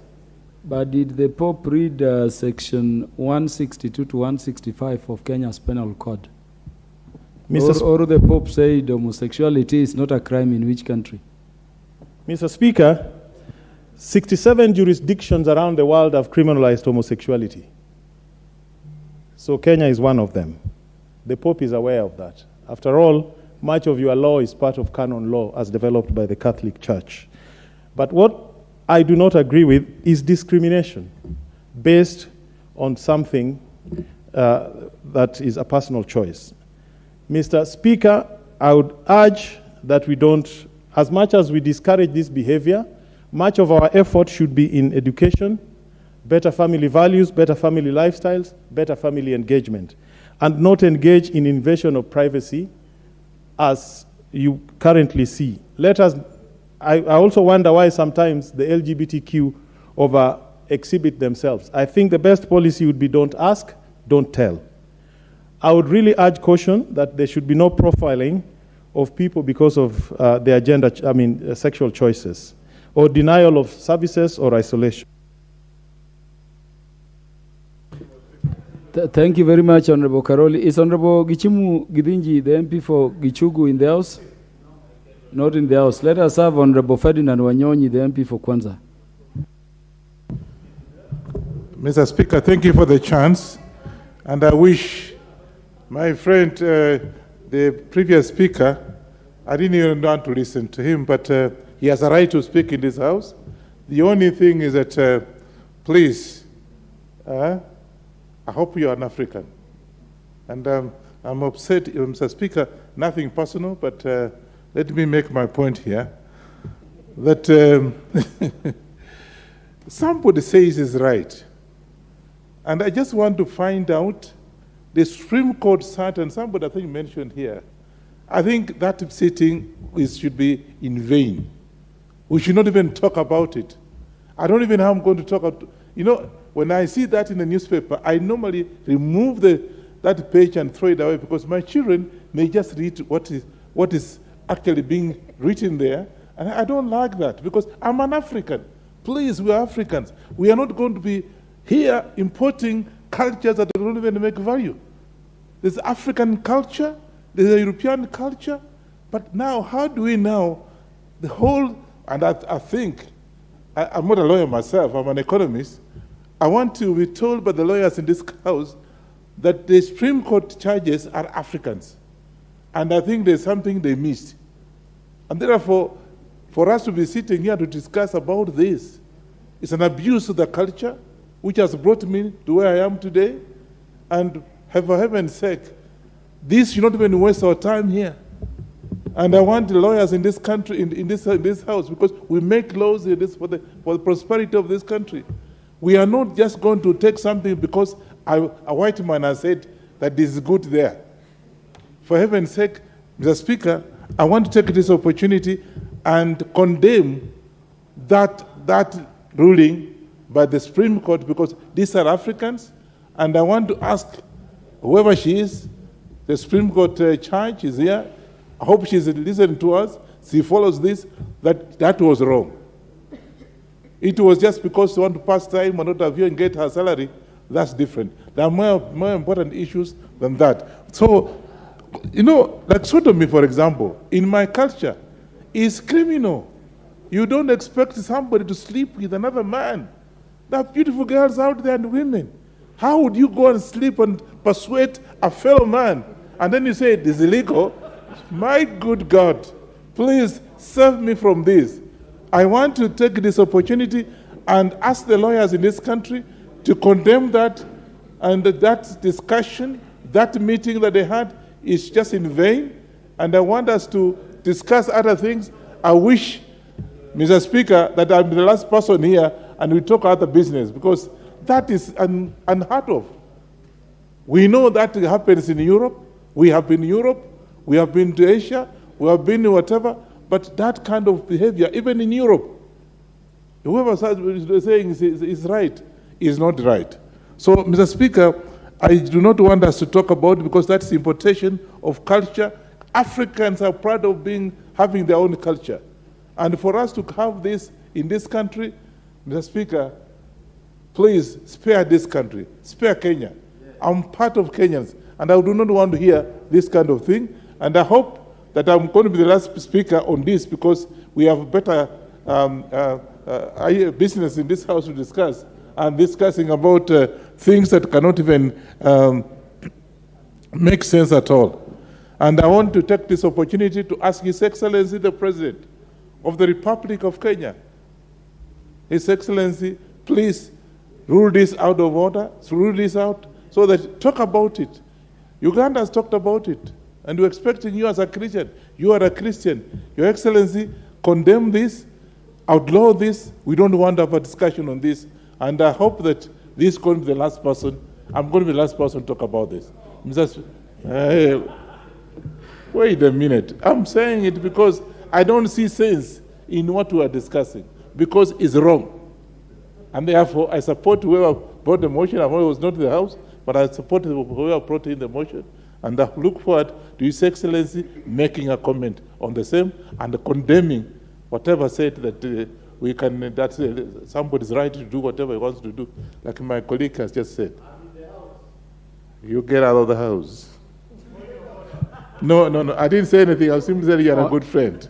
Honorable, I support. Honorable Ferdinand Wanyonyi is making these passionate presentations with the wisdom of the past. Honorable Joshua Kimilu.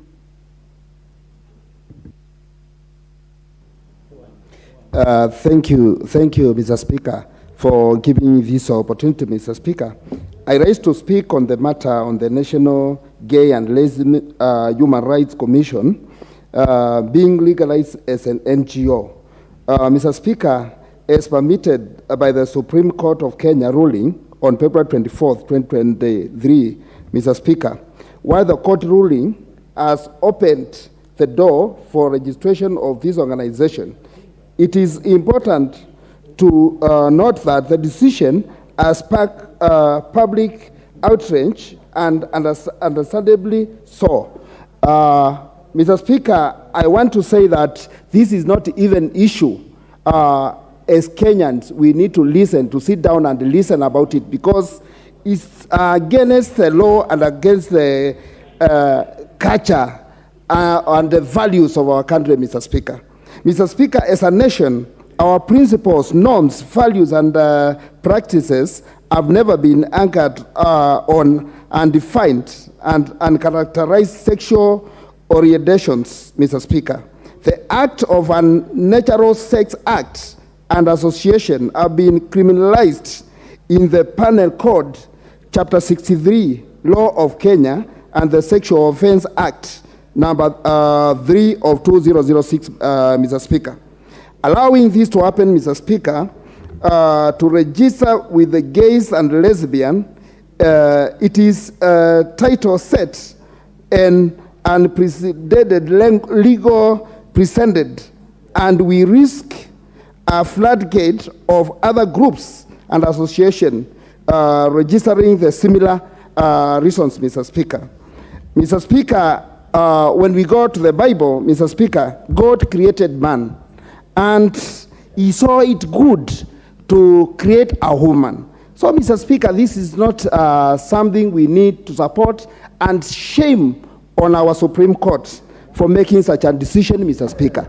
It is very bad for our generation, our young people, our school children to watch when we are discussing such a thing which has been legalized by our Supreme Court, Mr. Speaker.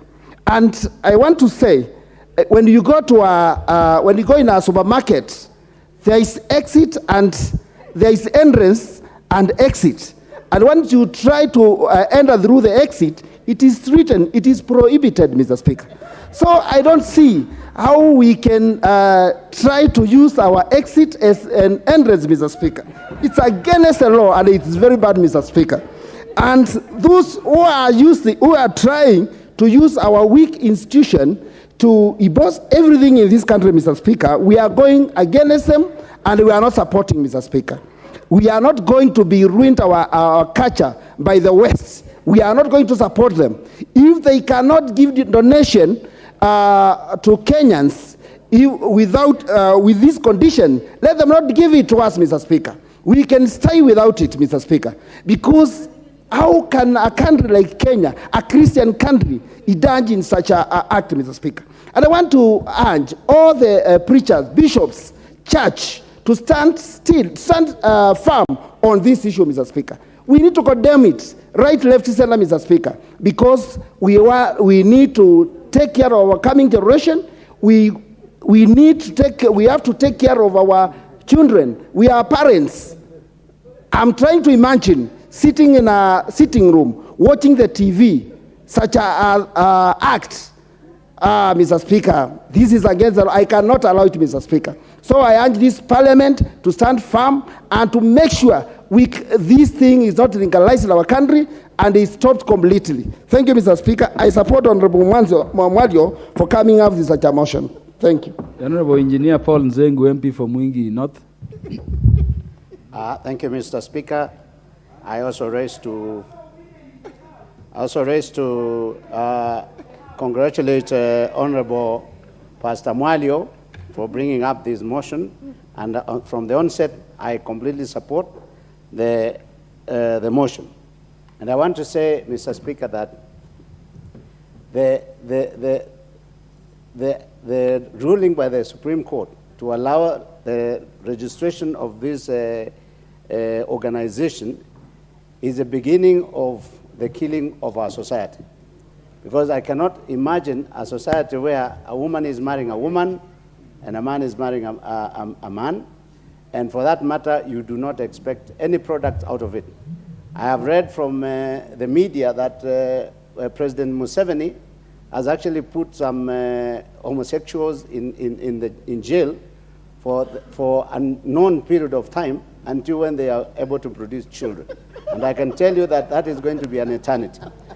And therefore, when you look at it, when a man starts marrying a man, then it means that we are going to have a society where there is no procreation.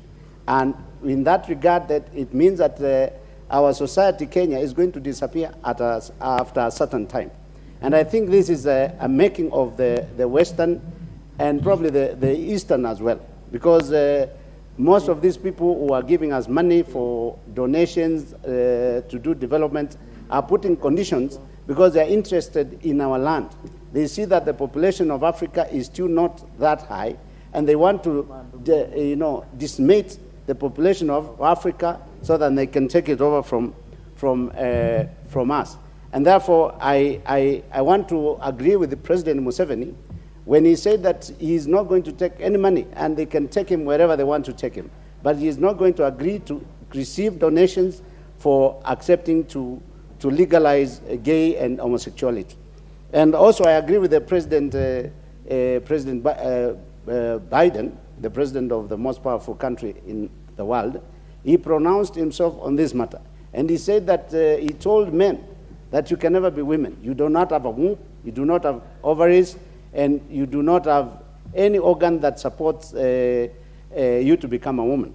And for that matter, it will be a shame and for your parents, because after some time, you of course grow old, feel frustrated, and probably you hang yourself, like the president said. And then after hanging, it will not change. Where the tomb where you'll be buried, it will be written your name. If you are a man's name like Paul Nzengu, it will be written there, Paul Nzengu is the one buried here. It will not change to be a woman. So I just want to advise our society, the young people, because this is mostly being carried on by young people, that you are becoming a disappointment to your parents. And I think it is a high time that we advise the young people that this is an immoral behavior, it is a moral decay, and therefore we want them to refrain from that. And maybe it's because of misinformation. I therefore want to ask church to take leadership in this matter, and let's warn young people from the highest level of the podiums or in the churches and everywhere in the mosques, so that we discourage our young people from really being dragged into this. And I want to say that I want to ask the president of this country, because the president himself has pronounced himself as a serious Christian, that if Museveni, who has not even been pronouncing himself as a Christian, has refused to bow to the pressure of the Western, then let's Kenya not accept any monies or donations that are tied to a condition of legalizing homosexuality or gayism, and let us pay taxes for that matter. If we must then run our country, we should not run it using dirty money that is conditioned for us to allow homosexuality and gayship. Thank you. Thank you, Mr. Speaker. The Honorable James Nyikal, MP for Seme. Thank you, Mr. Speaker, for giving me this opportunity. Mr. Speaker, the decision in court is actually the issue. It's not even about discrimination against these people. It's forming an organization. And when you form an organization, NGO, it means you want to actually propagate that. So if you do it quietly in your home, who has said there's no discrimination about that? So if you look at this thing, whichever way you look at it, even if you look at it biologically, really, this is something that we should not propagate. People who find themselves there and accept it can do it in the privacy of their homes. And I think that's where it ends. Because in reality, Mr. Speaker, on this universe, in this universe on the earth, all physical things, living and not living, have their own properties, their own forces that determine their existence and the powers that regulate that. Interference by human beings to change that actually leads to destruction. And therefore, all those physical forces, all those factors of nature, if you're a Christian, you will say God. And all religions also accept as a greater being, a super being, and they attribute all those forces to that. If you're an atheist, you will say nature. And we all know that if you disobey nature, you actually will be extinct. What is the whole purpose of mating? We can call it sex because we add feelings to it, but it's basically mating. It is for procreation. There is no other purpose for it. So if you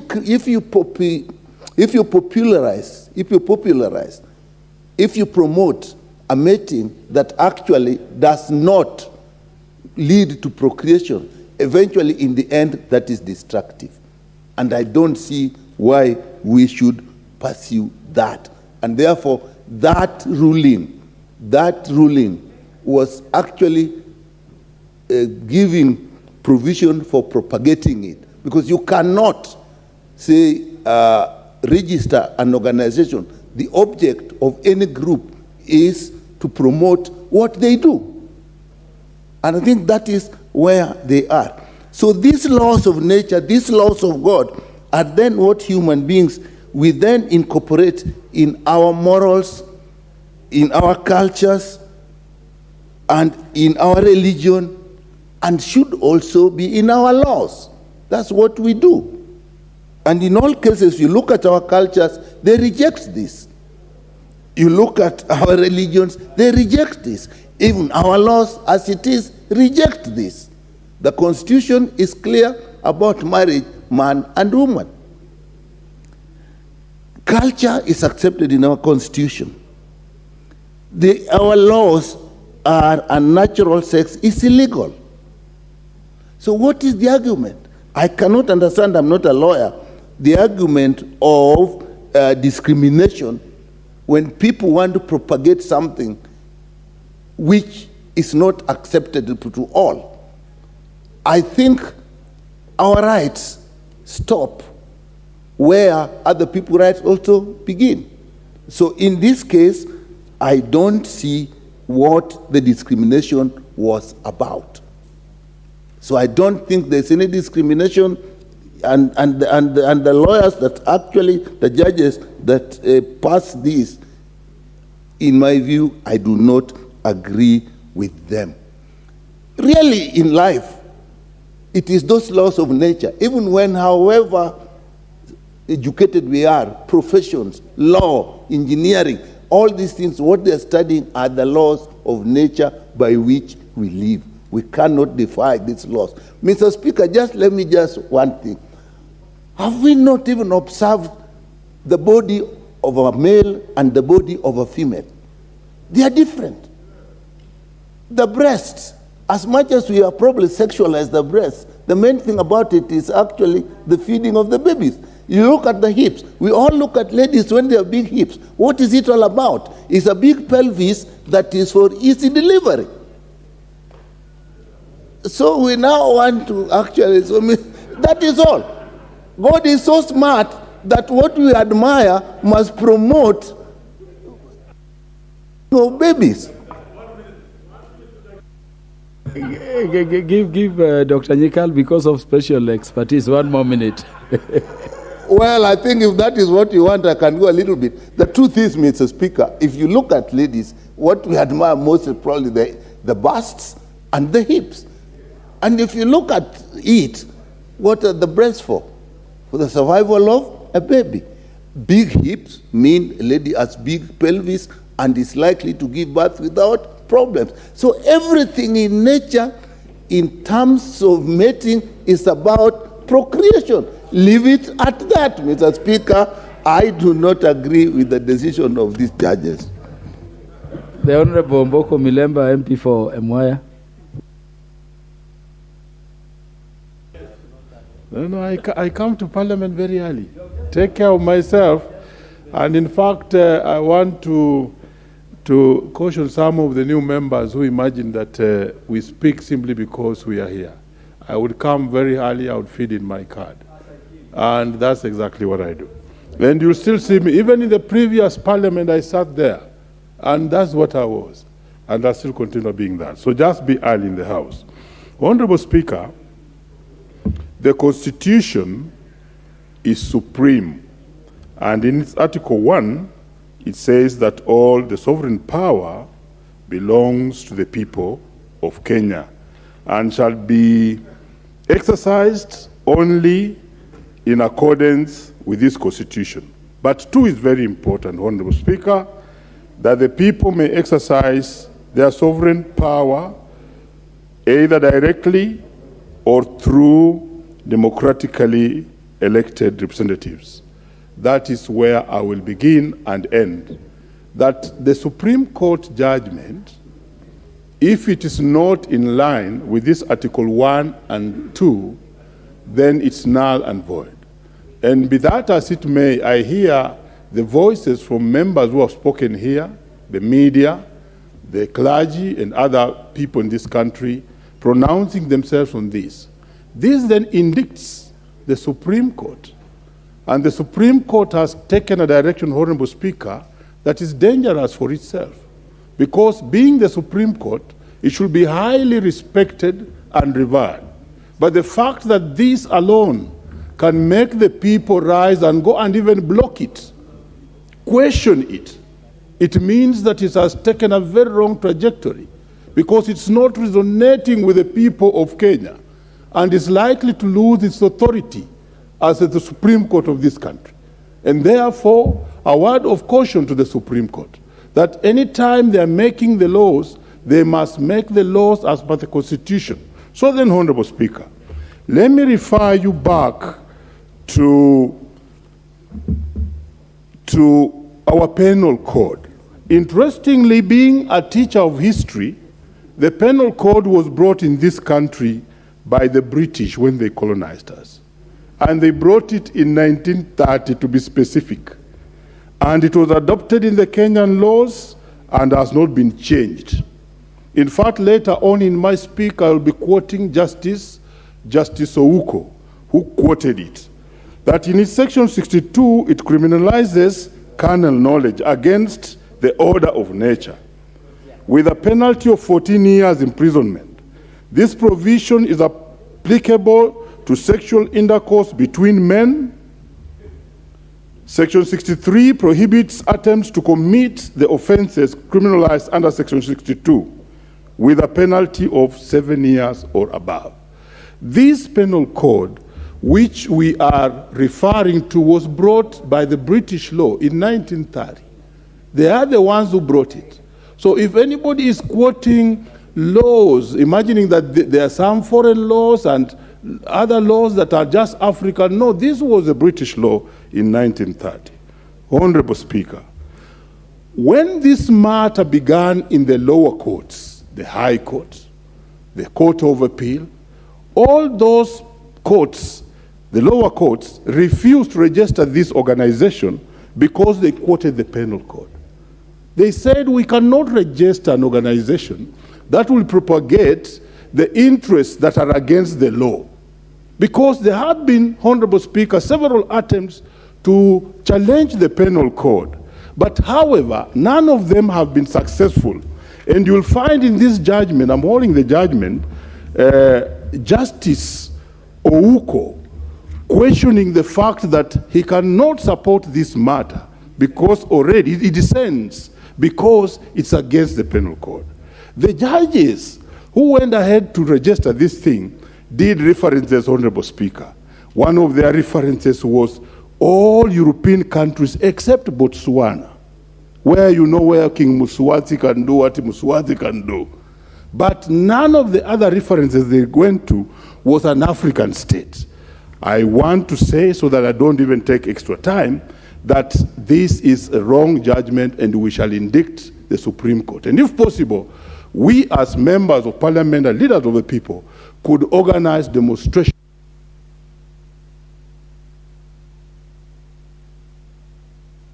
We have Honorable Julius Oleson Kuli, MP for Kilgoris. Thank you, Mr. Speaker. And Mr. Speaker, I stand in support. And Mr. Speaker, I was reading a book called Giovanni's Room, which was written in 1958. And what surprises me about that book, Mr. Speaker, is that even as early as that, homosexuality was already a problem in the West. The only good thing about it is that at that time, the writers considered homosexuality as a disease, as a problem. And when you look at the way this disease has been spreading in the West, I am tempted to borrow the words of Sir Michael Blundell when he said, "So rough a wind." There is a wind, Mr. Speaker, that is blowing, and it is so rough a wind. There is a temptation by one culture to come and dominate other cultures. Honorable Dr. Lillian Gogo going out. She's supposed to be the next to speak.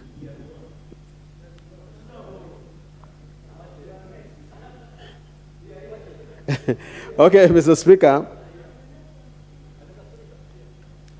And as I said, that this so rough a wind that is blowing, if you know what is going on in our schools, if you know what is going on in secrecy in this country, the whole thing about homosexuality is actually on the rise. And we have to be alert as institutions of Kenya. And I want to request the Supreme Court of Kenya to always remember that they are the Supreme Court of the Republic of Kenya. And they must be like us. They must think like us. In the first place, this country, between the Christians and the Muslims, we are 93%. If you might differ a bit on the mathematics, the Christians being 63% and 30% being the Muslims. And each of those dominant religions believe that sex be conducted in accordance with the order of nature. Regardless of whether what my learned friend, what my honorable friend Karoli says is an understand, trying to understand how, be sympathetic about how people behave. The truth is that our religions, and I am a Roman Catholic, do not believe that this is the way to go. But more important is that we are Africans. And gentlemen and ladies, honorable members, let us not behave like the word values has lost value. There must be value in values. So what do we stand for, we here who are black Africans? It has never been in our nature to behave the way the Supreme Court wants to persuade us to behave. We must stand, if nothing else, tall and strong because of our culture. I don't know myself how it actually works, how this thing called homosexuality works. I know that under the Penal Code, men are not supposed to have sex with men. I'm surprised, Mr. Speaker, because you are also a lawyer, it does not even think about women having sex with each other. That is not even contemplated. I think it was a very distant idea. So, if we want to survive as Africans and not go through the slippery road that the West has gone through, we have to preserve our culture. The numbers in the West are reducing because they are propagating something, they are promoting something called queer. How do you even promote something called queer? Mr. Speaker, the preservation of our dignity, the preservation of our faiths, the preservation of our religions, and the future of our children demands that we say no to this trend that is being developed. I support. The Honorable Dr. Lillian Gogo, the MP for Rangwe. Thank you so much, Honorable Speaker. I was running some little fever, and I was almost giving up on my position. But thank you for giving me this chance to add my voice to the foregoing motion. I want to thank the Honorable Member who brought it to the floor of the House. We have had many court rulings that are questionable in the recent past, Honorable Speaker. And among them, there was recent, other than the one on LGBTQ, is the idea that upon divorce, then people or couples should have their matrimonial property divided according to how they made contribution to that property. And I was left asking, if we all pursue property as man and wife, then who takes care of the children? It is the women going for property, the men also going for property, because they don't know what happens tomorrow, and the children are left on their own, Honorable Speaker. The kind of court system, the judicial system that we have in this country is adversarial. It is adversarial to the extent that we have a litigation that is undertaken before an impartial judge who is presumed blind, deaf, and also dumb. And we have parties present their case, and depending on how they argue out their case, a decision is made by the bench. I wonder if we were ever friends of the court in this matter as members of the National Assembly or any of our representatives. Once the matter has been passed, Honorable Speaker, we are here condemning the matter and saying that the judges did this and this. You realize that there is a separation of powers. We, as the National Assembly, Honorable Speaker, must make laws, and the judiciary must mediate upon disputes and also make their own judgments. Have we failed as a House? That is a question that should also rule as we debate on this matter. Honorable Speaker, it is despicable that we are having and breeding a society where there is no direction upon our children, Honorable Speaker. Honorable Speaker, when was the last time you told your son on how to behave where there is a girl? Honorable Speaker, when was the last time I told my daughter how to behave where there is a boy? We are busy looking for money. We are busy doing our own businesses. We are busy studying and leaving our children to technology, buying them the most expensive phones, and they go to sites that attract them. They go to sites, Honorable Speaker, where they see men marrying men and women marrying women, women kissing women, and men kissing men. And there are people who are enticing these young people, Honorable Speaker, to engage in this kind of activities. Where is the role of the family in socializing our own children? Honorable Speaker, before we castigate the courts, what are we doing as a parliament? Honorable Speaker, in my language, they say, and I quote, "Iblemo guang, tiblem nyakagweno." For that I mean, when the chicken leaves its, they call the chicklings or whatever, the chicks, and they are taken away, it is asked, why did you leave your chicks to be taken? Honorable Speaker, the divorce rate in this country is too much. Where do we leave our children? Who teaches our children? Honorable Speaker, we have people who are ready to sponsor these young men into these activities. Homosexuality is so rampant in our secondary schools, Honorable Speaker. Do we have people who go to teach our children against this thing in secondary schools? Do we have people who openly talk about gay and lesbian relationships in our secondary schools where we have our teenagers and we are here castigating the courts? Honorable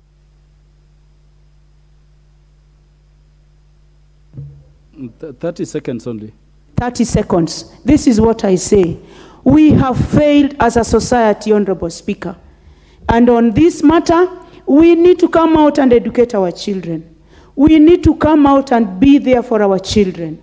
We need to come out and just tell these people who are encouraging our children into bad manners to get out of Kenya and go back to their countries. I thank you. Thank you, Honorable Lilian Gogo. The Honorable Kaindi Katana, the MP for Kaloleni.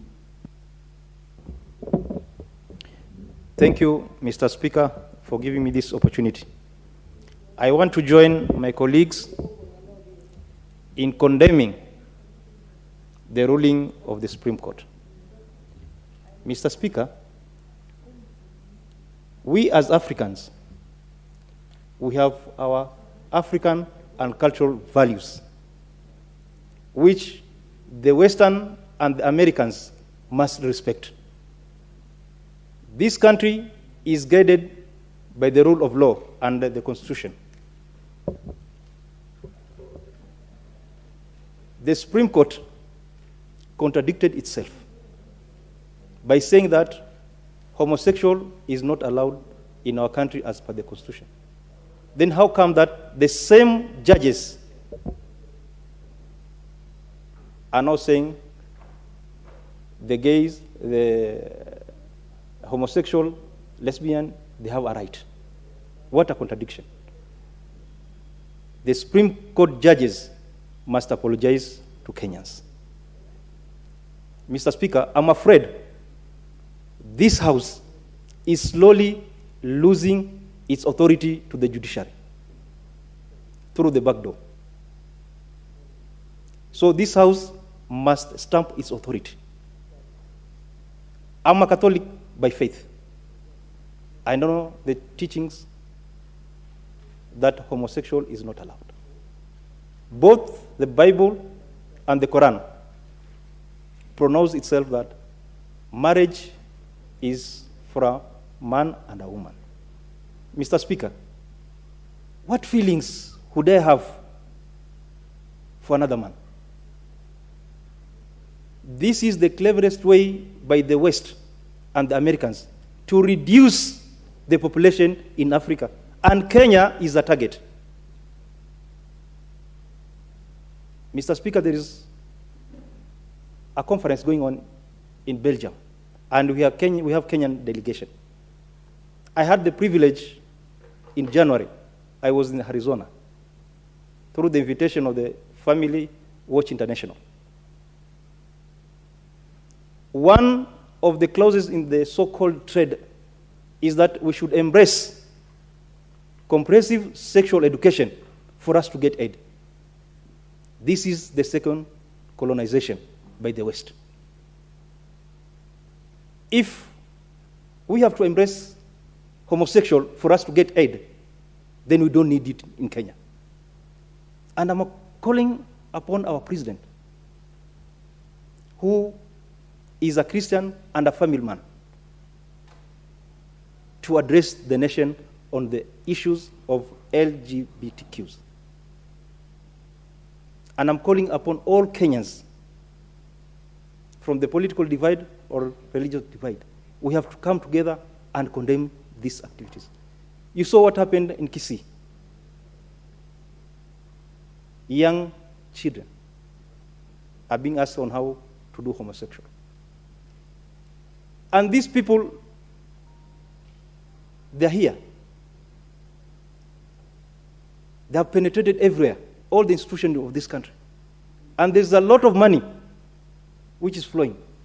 They have the agents in this country.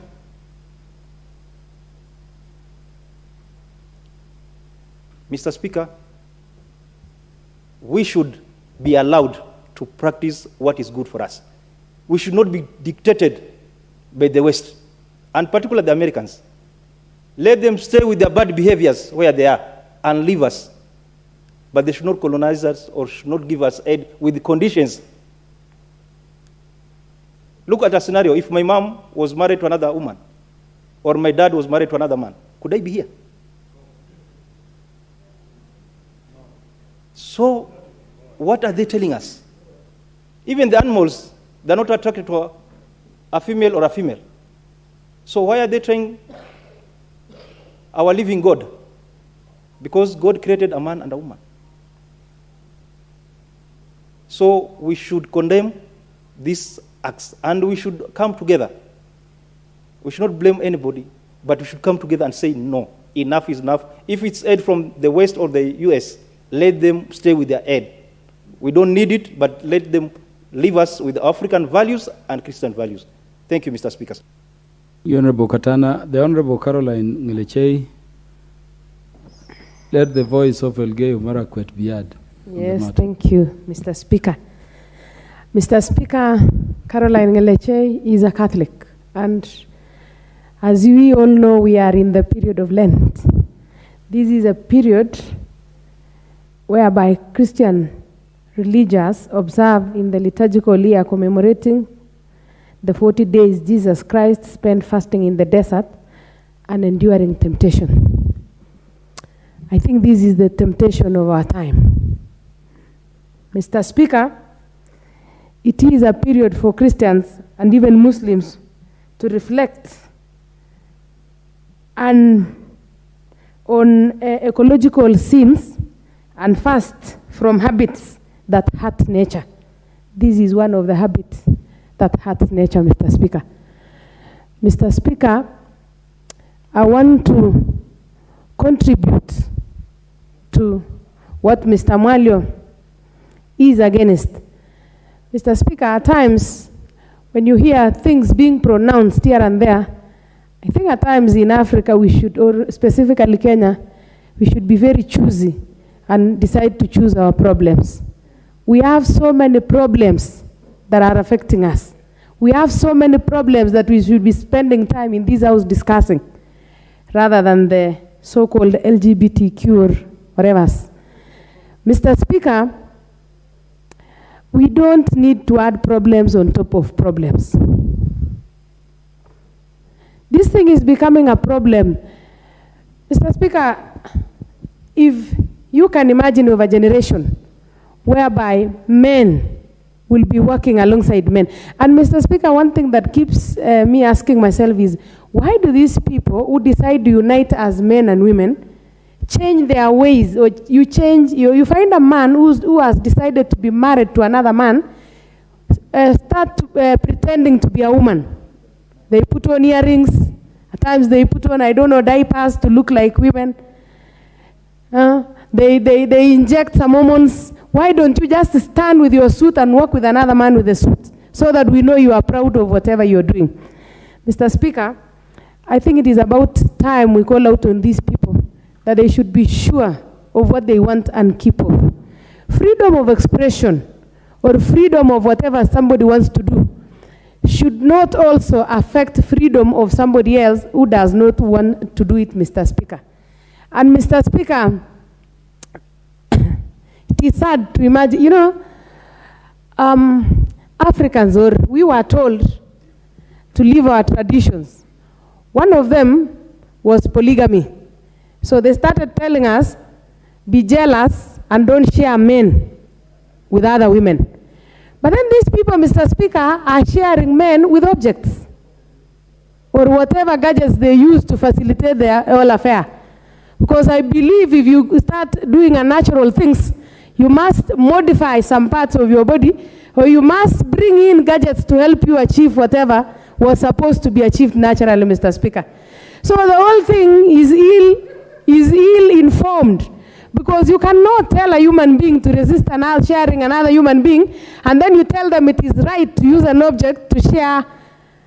You know, already those people are in polygamous relationship, because for you to satisfy another man and you don't have whatever it takes, you have to involve a gadget or an object. So you are already in a polygamous relationship, Mr. Speaker. Mr. Speaker, Mr. Speaker, if you ask me, we have better things to do. And Mr. Speaker, if we must embrace this whole thing, we can make money out of it. Let us start companies to manufacture the gadgets in the EPZ and take it to them, those who want to use it. Mr. Speaker, we have enough natural gadgets around us and we can utilize them. Those in need of them, we can do a factory in EPZ, we do the necessary, and then we take them to wherever they need it. But as around here, I think, Mr. Speaker, third thing should not be something to be discussed. Mr. Speaker, a while, sometimes, I think it was 3 years ago, the Chinese manufactured something called Samantha. And the women were so jealous with that Samantha thing, because it was giving us an unfair competition. Because it was used.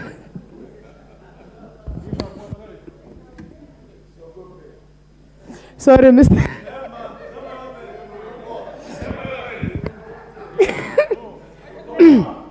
Sorry, Mr. Speaker. You know, we are human beings.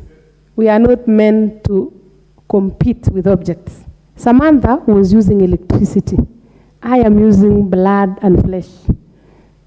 So, Mr. Speaker, I want to categorically support, and because the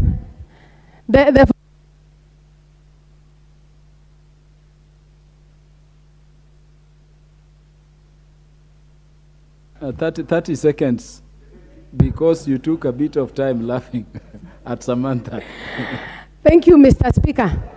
The whole affair, to me, is hot air, because already we know that our Constitution outlaws sexual acts between consenting adults.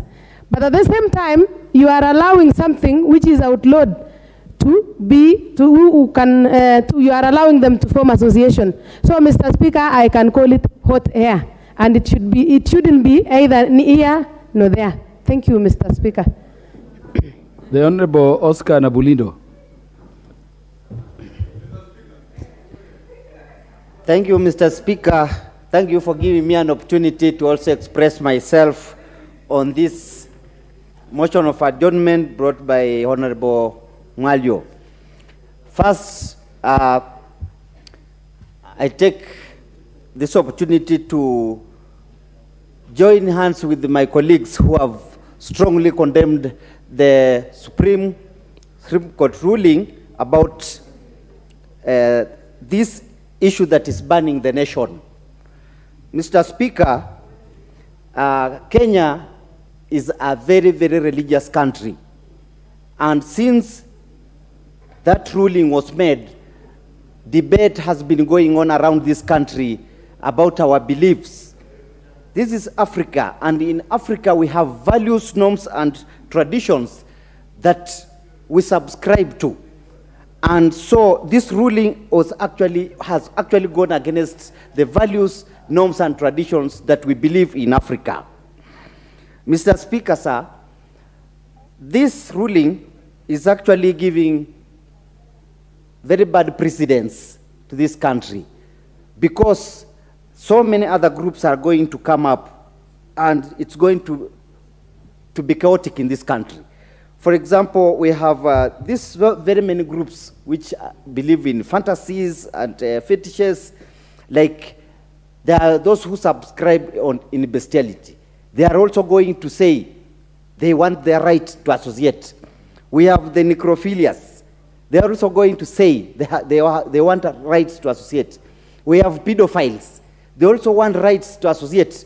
So if such rulings are made in this country, then this president is going to make very complicated decisions in future for this country.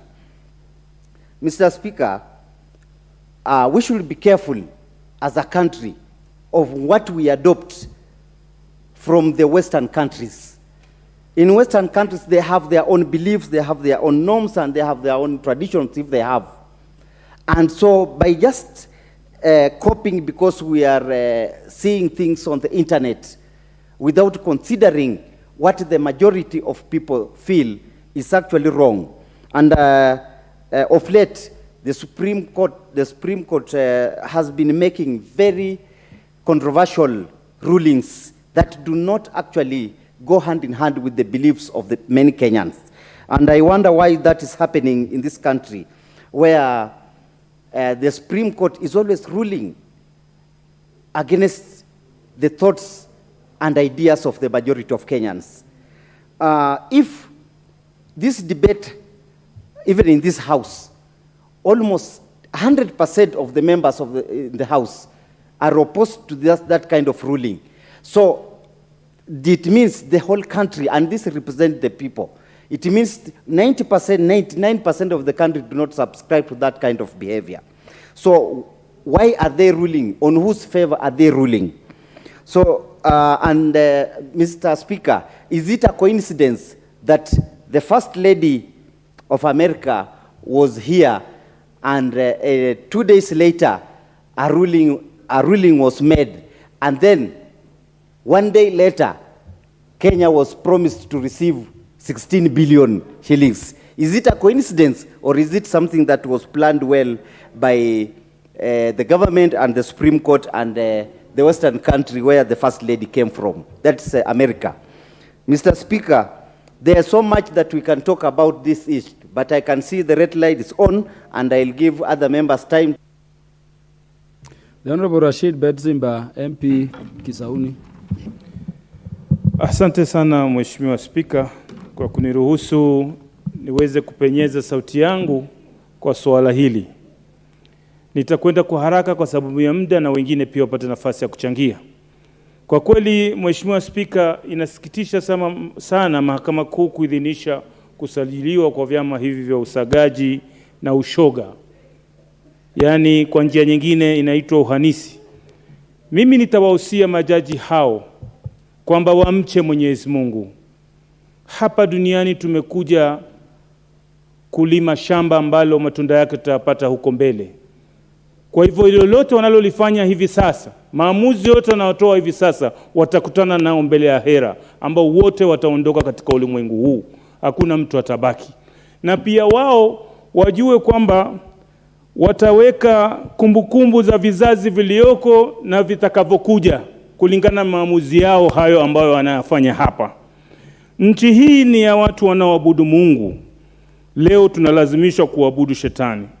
Ikiwa saa hii tunaabudu Mungu na ukame ndio huu, je, huko tunakoelekea si kutatokea maafa ambayo hatutayaweza sisi? Mila na maadili zetu za Kiafrika haituruhusu kushangilia utovu huu wa nidhamu. Ushoga haukubaliki Kiafrika, haukubaliki na dini zote. Kwa kweli nchi za magharibi zinatumia umaskini wetu kutulazimisha mambo ambayo wanataka wao. Tusiwakubalie, tuje pamoja kama taifa tukemee. Dini zote zisimame kuelimisha waumini wao kuwa njia hii ni ya shetani.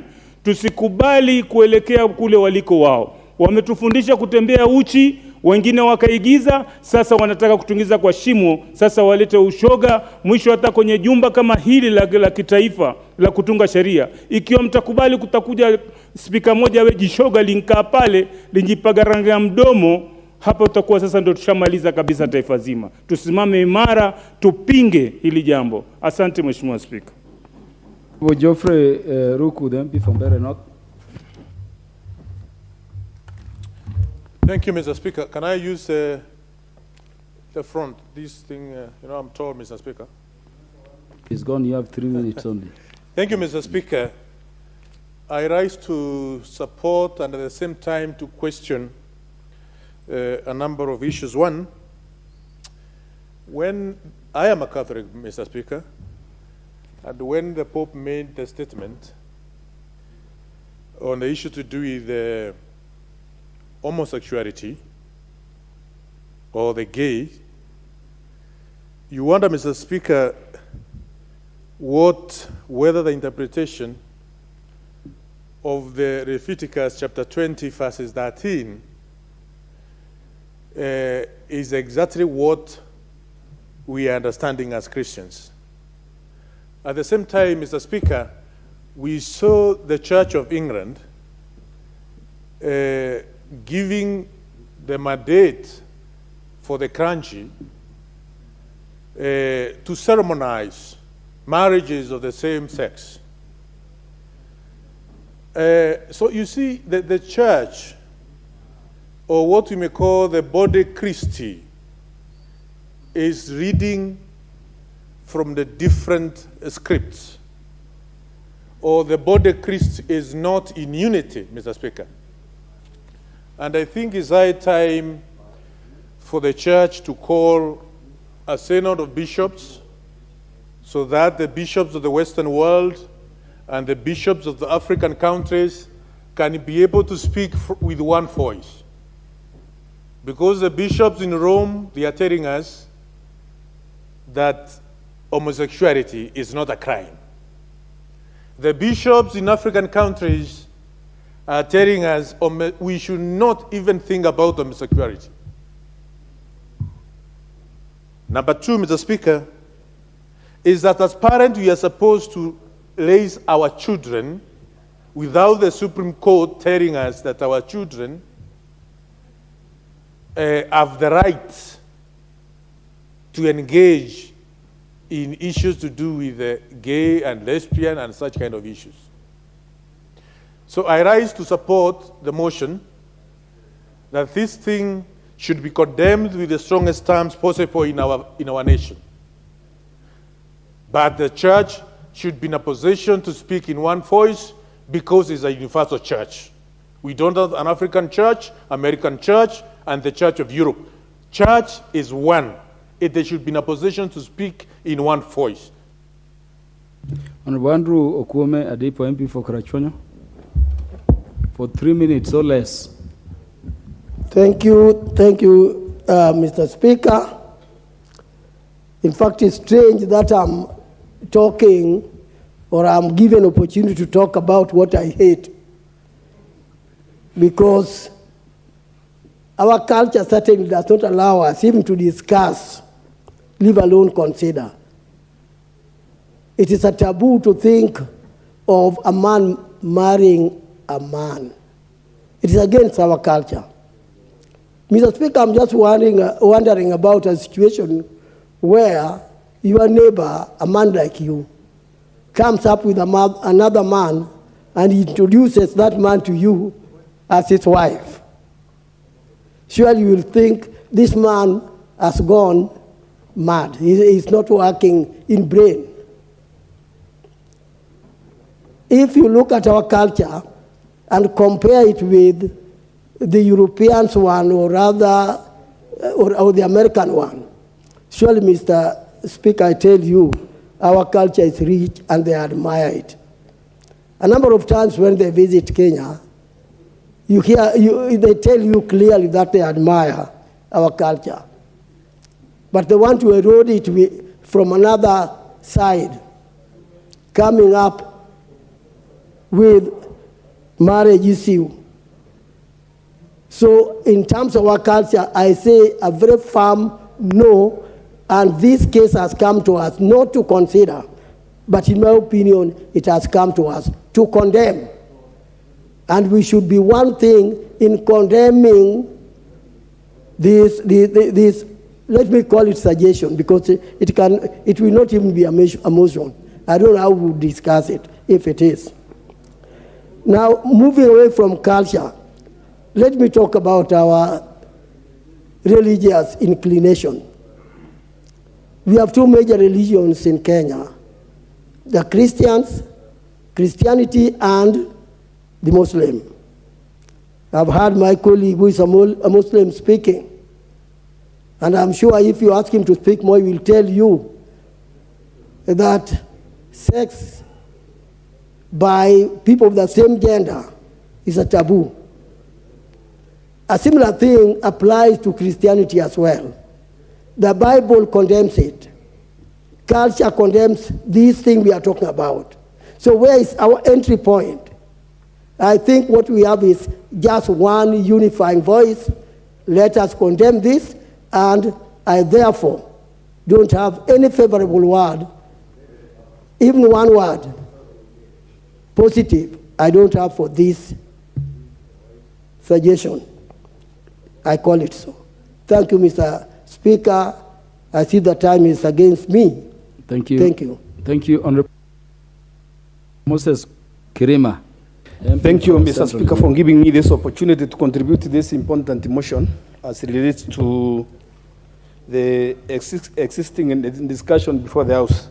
Mr. Speaker, sir, mine is to say that this motion is timely because it deals with the real core of the family values. Mr. Speaker, the Supreme Court went beyond what it's supposed to do because it undermines itself. It has shown that it lacks integrity because it shouldn't be a custodian of our culture. It shouldn't be a custodian of our, what we call tenets of the society, or what unites Kenya. If you look at it clearly, it goes even against the Constitution. Because, Mr. Speaker, sir, if you will allow me to quote the Constitution, if you look at Article 55, Article D, Article 55, yes, Article 55D says that, Mr. Speaker, that the youth, the state shall take measures including affirmative action programs to ensure that the youth are protected from harmful culture, practices, and exploitation. If you look at the culture which is now being introduced to us through the Supreme Court, that culture is going to be harmful against our youth because that culture is going to make sure that the youth do not become future mothers and future fathers of tomorrow. Because if we registrate or we recognize this group, the lesbians and gays, it means clearly that it's against our culture, and that's against the Constitution. As it is said that the Constitution is the supreme law of this country, this Parliament is the representative of the people of Kenya. And this Parliament today is saying that what the ruling of the High Court, the ruling of the Supreme Court, is obnoxious, is against the dictates of the African culture. It should be dealt away with. What surprises me is to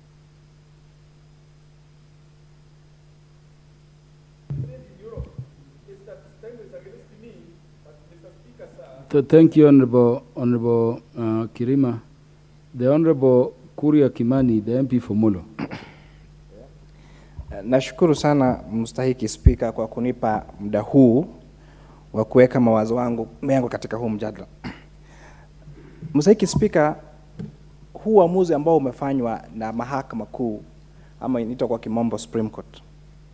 Nilikuwa najiuliza wale ambao waliandika katiba yetu walitupa mikono mitatu ya serikali. Wakatupa ile tunaita executive, wakatupa bunge na wakatupa makoti ama judiciary. Bunge, wakati tunaenda kupitisha kipengele chochote cha sheria, baada ya sisi kupitisha hapa, lazima hicho kipengele kiende kwa Mheshimiwa Rais ili aweze kutia sahihi ndio hicho kipengele kipate kuwa sheria. Na kama Mheshimiwa Rais anadhani ya kwamba kwa vyovyote vile kwamba hiyo sheria haifai, anaweza kurudisha kwa bunge ili bunge iweze kufikiria tena kuhusu hilo swala. Na hata baada ya Mheshimiwa Rais kusema kwamba hiyo sheria iko sawa na ametia sahihi na imekuwa sheria, basi kuna Mkenya yote anaweza enda kotini na kufanya huo uamuzi wa hiyo sheria iweze kuwekwa kando. Tunapoangalia vile executive inafanya kazi yake, mstahiki Spika, lazima wakuje hapa bunge waombe bajeti, na hata baada ya hiyo, hata wakijaribu kutumia kama kile kipengele cha sheria cha 223, basi sisi tunao jukumu ya hata kukataa yale maamuzi ambao executive imefanya. Lakini ifikapo kwa makoti zetu, wakati jambo limepita katika ile koti ya chini, imefika kwa high court, nimefika sasa kwa Supreme Court, na Supreme Court inaweza kufanya decision ama kufanya uamuzi kama huu ambao kabisa hauendani na maadili ya kijamii. Sisi kama Wakenya tunafaa kufanya nini? Na nafikiri ni jambo ambalo hii bunge tunafaa kujadili. Nilikuwa naangalia kwa sababu sio hii peke yake. Mheshimiwa Gogo aliongea kuhusu ile sheria nyingine ambao walipitisha mambo ya ugawaji wa mali katika ndoa, na kama imefanywa na Supreme Court, basi mtu kama anadhani kwamba hiyo ni juu ya ama sio vizuri kulingana na katiba yetu, mtu anafaa kwenda kutafuta suluhu wapi? Na nafikiri nikiangalia haya maswala yote ni jambo ambalo tunafijidi tufikirie kama nyumba, kwa sababu tunaweza kuwa na majaji wa Supreme Court ambao watatupa sheria ama kufanya uamuzi ambao kabisa utahitimu, utaharibu uchumi wetu na utaharibu nchi yetu ya Kenya. Na nashukuru Mheshimiwa Spika. Asante sana. Mheshimiwa Gonzi Rai, mjumbe wa Kinago.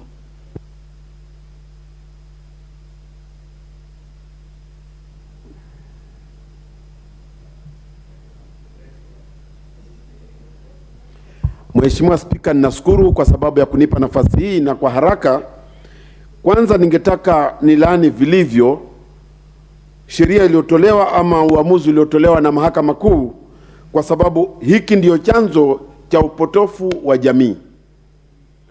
Mheshimiwa Spika, mwanadamu alipokuja katika huu ulimwengu alipewa vitabu viwili, Biblia na Qur'an.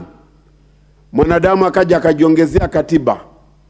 Sasa angalia kile kilichotengenezwa na mwanadamu kimekosa kuheshimiwa mpaka imefika mahali tunapelekwa ambako siko. Fikiria Bwana Spika, utoke hapo ukifika nyumbani mtoto wako anakuja na mwaliko wa kusema Jumamosi nataka kuolewa na mume mwenzangu. Utawaambia nini wajumbe wenzako ukifika hapa? Ni jambo la aibu sana. Kwa hivyo tulani vilivyo, na nilikuwa namuuliza Mheshimiwa Bezimba, Ijumaa ni siku ya maombi. Tuziulize misikiti yetu na makanisa, tufanye kunguti juu hawa majaji. Mungu apate kuwapa majibu, kwa sababu huku ni kutaka kutumaliza kwa njia nyingine ya mlango wa nyuma. Hapa tumefika mwisho wa utengenezaji wa sheria, na kama kutakuja kitengo chengine, Mheshimiwa Spika, nafikiri sasa tutachukua kitengo cha dini kupambana na hawa watu, na watauona mwisho wao, kwa sababu labda penginepo hawajajijua mahali walipo. Tuwaulize ni wa dhehebu gani. Asante Bwana Spika. Mjumbe Robert Basil, mwakilishi wa Yata. Thank you, Mr. Speaker. I'll start by thanking my brother for bringing this motion. I also condemn strongly the ruling of the Supreme Court, which was ill-advised or in bad faith. We should not be talking of homosexuality. We should be talking of food insecurity, increased cost of living, or drought, issues of drought. The issue on the subject matter defeats the principle of procreation and is against our values or traditions. From a medical front, even gays have more risk of getting HIV and AIDS. So I fully condemn this, and we need to remain strong and be against the vice. When it comes to discrimination, we should not discriminate gays, lesbians based on their sexual orientation. So that is what I thought I should bring on board, because we condemn the vice. But when it comes to employment and other issues, we should not discriminate them. Thank you, Mr. Speaker. Thank you very much. The Honorable John Makali, MP for Kandui, Senior Counsel. Thank you, Honorable Speaker, for this opportunity to contribute on this motion. First, I wish to state, Honorable Speaker, that I will want to side with the minority in the Supreme Court. Side with the minority in the sense that homosexuality, gayism are not African concepts at all. And the Supreme Court, in the discharge of its functions, it speaks for the people of Kenya. It derives its authority from the people of Kenya. None of those concepts are African traditions. And as a House of Representatives, we must condemn in the strongest terms the judgment of the Supreme Court. Why do I say that? Of late, and when the Constitution of Kenya was being created, the Supreme Court was created as the apex court that would ooze judicial wisdom. But of late, Honorable Speaker, we are witnessing a lot of judgments from the Supreme Court that really leave Kenyans wondering as to whether that court really is in sync with the people of Kenya or not. Article 45 of the Constitution of Kenya recognizes the family as the basic unit of social protection and social order in our society. And it goes forth to say that a person has a right to form up a family with a member of the opposite gender, of the opposite sex, by the Supreme Court recognizing or stating that gays, lesbians are free to form up associations. It was, in fact, going against the very provisions of the Constitution with which it's supposed to enforce. Because no right is absolute. All rights are limited. And when you look at the provisions of Article 27 of the Constitution of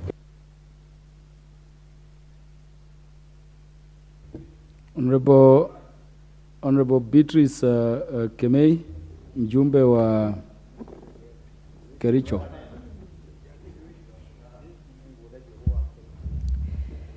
Okay, thank you, Mr. Speaker. I rise to speak to the motion that we have about the impact of LGBTQ on youth and vulnerable members of the society. Mr. Speaker, it is indeed very sad to learn of the ruling of the Supreme Court. I feel even ashamed on my behalf and behalf of the many others who are not here, and I stand with the minority who in the public now, us as the public, we are the majority. And Mr. Speaker, I am a Christian and I uphold Christian values and virtues. I even wonder, when taking oath, even those in the Supreme Court, they used the Bible or the Quran, yet they do not agree with the teachings of the same. So I must say that whatever they are believing in has negative impact on our children and the future generation. At the moment, we are dealing and speaking against the incest, fighting it, and that is and many other issues that are concerned with sex. Yet here, they are upholding it. When we see our children reaching the age of 30 or above, a boy at that age is not getting married, we get worried. We see a girl not getting married, we get worried. Are they homosexuals? What are they? And this one, we are against it, and personally, I am saying, let us uphold our African culture, and let Honorable Patrick Osero, MP for Borabu. Thank you, Mr. Speaker. I rise to support the motion. Mr. Speaker, right from the onset, even in the Bible, it says in the Garden of Eden, there was Adam and Eve. It was not Adam and Steve. So, Mr. Speaker, sir, I believe that 40 years ago, we will not be here discussing this issue. It will not find itself to the floor of the House. But given the metamorphosis of the social world, we need to send a very strong, clear message that we have bigger issues to discuss than discussing these things of sexual immorality.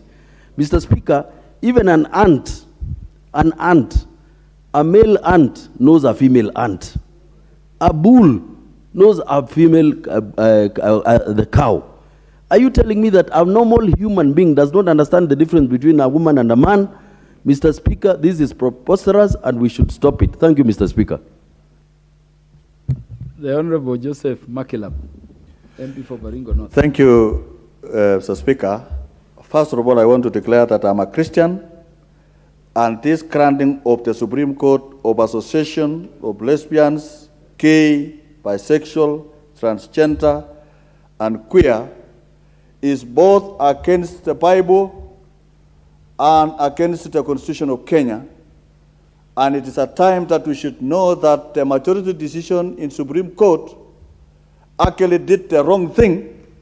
And as a Christian, I condemn them to everlasting fire. So Speaker, look at me and you. Can we be able to attract? God created people in opposite, even magnets. Magnets attract the opposite and the negative attract one another. So Speaker, the church, I call the Christians, the Muslims of this world, of this country to get united and exercise Article 1 of the Constitution that the sovereignty of the people of Kenya shall be exercised by the elected leaders. And we must condemn this and consign them, and I pray in this house that may God of heavens save Kenya and the people of Kenya from this draconian ruling by the Supreme Court. Order, honorable members. Honorable members, the time being 7 p.m., this House stands adjourned until Thursday, 2nd March 2023 at 2:30 p.m.